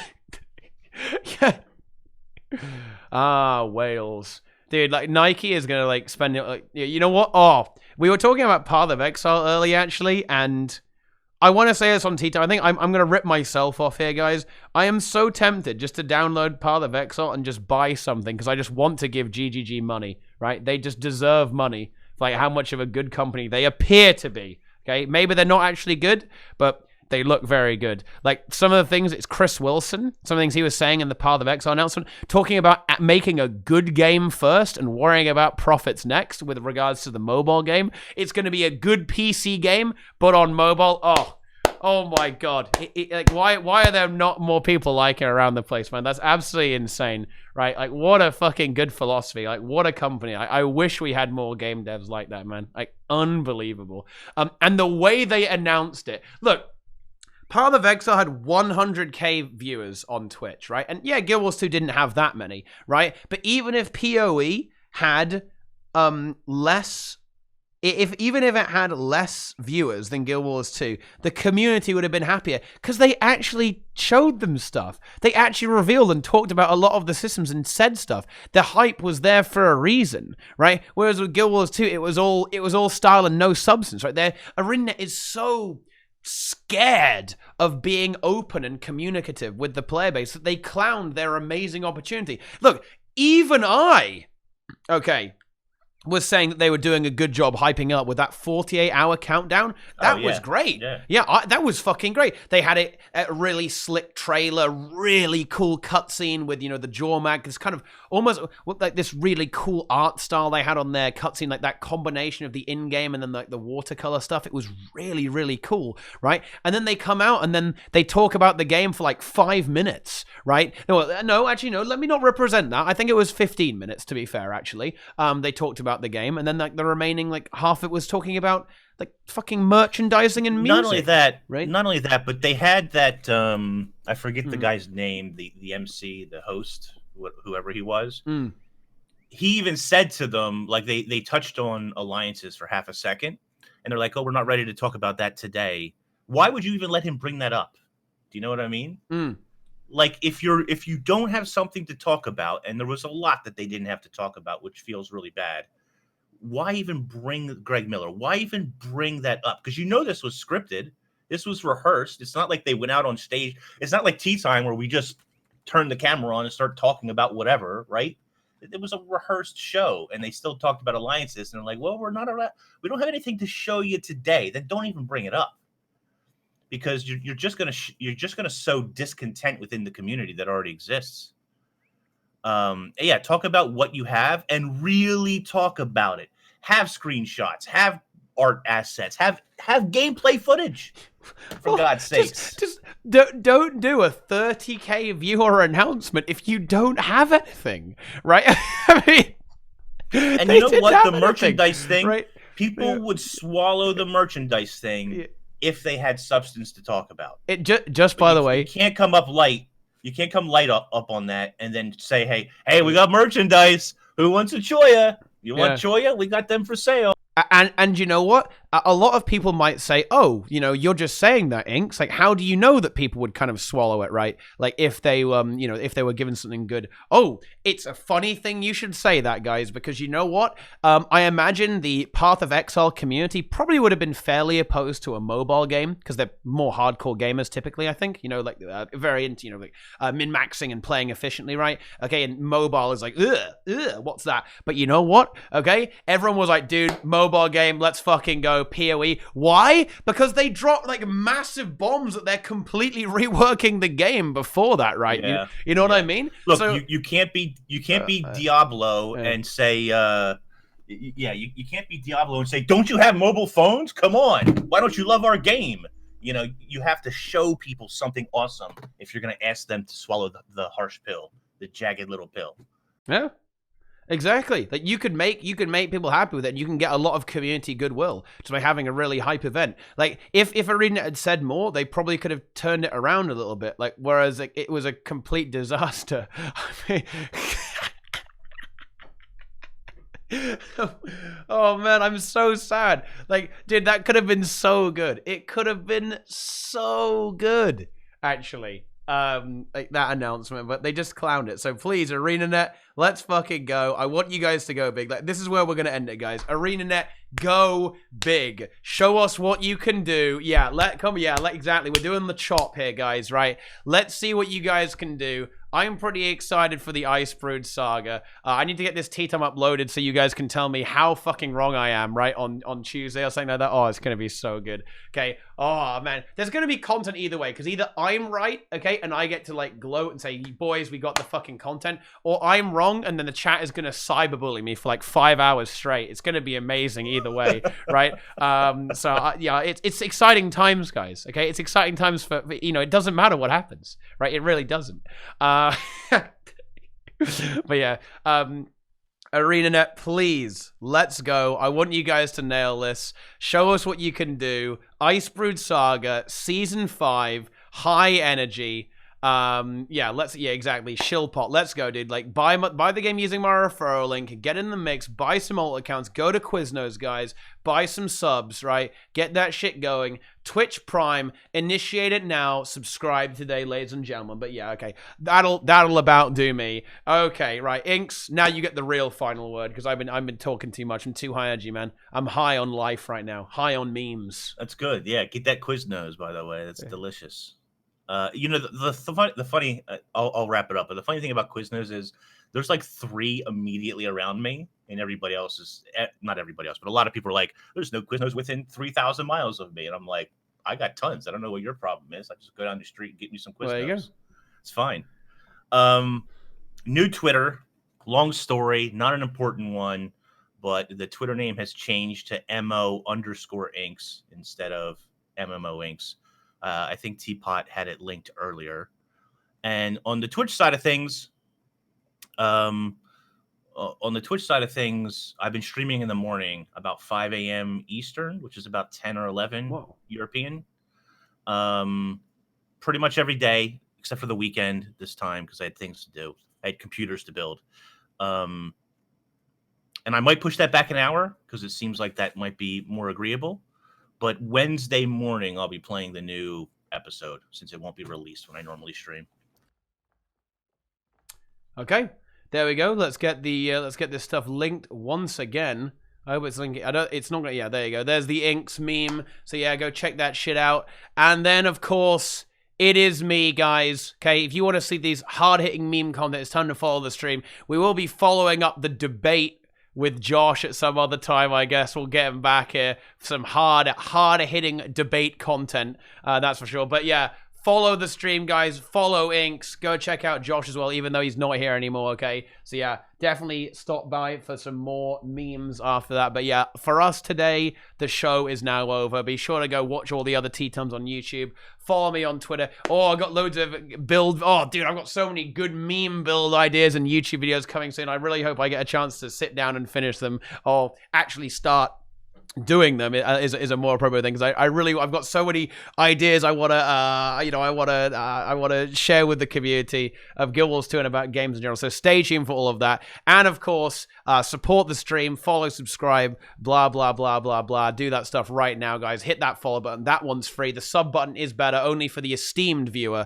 Okay, that's where it actually costs a little bit of money there as well. So get on that, guys. Twitch Prime, do it for free, easy. Okay, so yeah. Thank you guys so much for watching. We're going to go ahead and raid Roy, okay? That's the next stream for today. So go say hi to my boy Roy, and I'll, of course, see you guys tomorrow for the Monday stream that isn't the Icebrood Saga, and then I'll see you guys on Tuesday for the actual Icebrood Saga stream.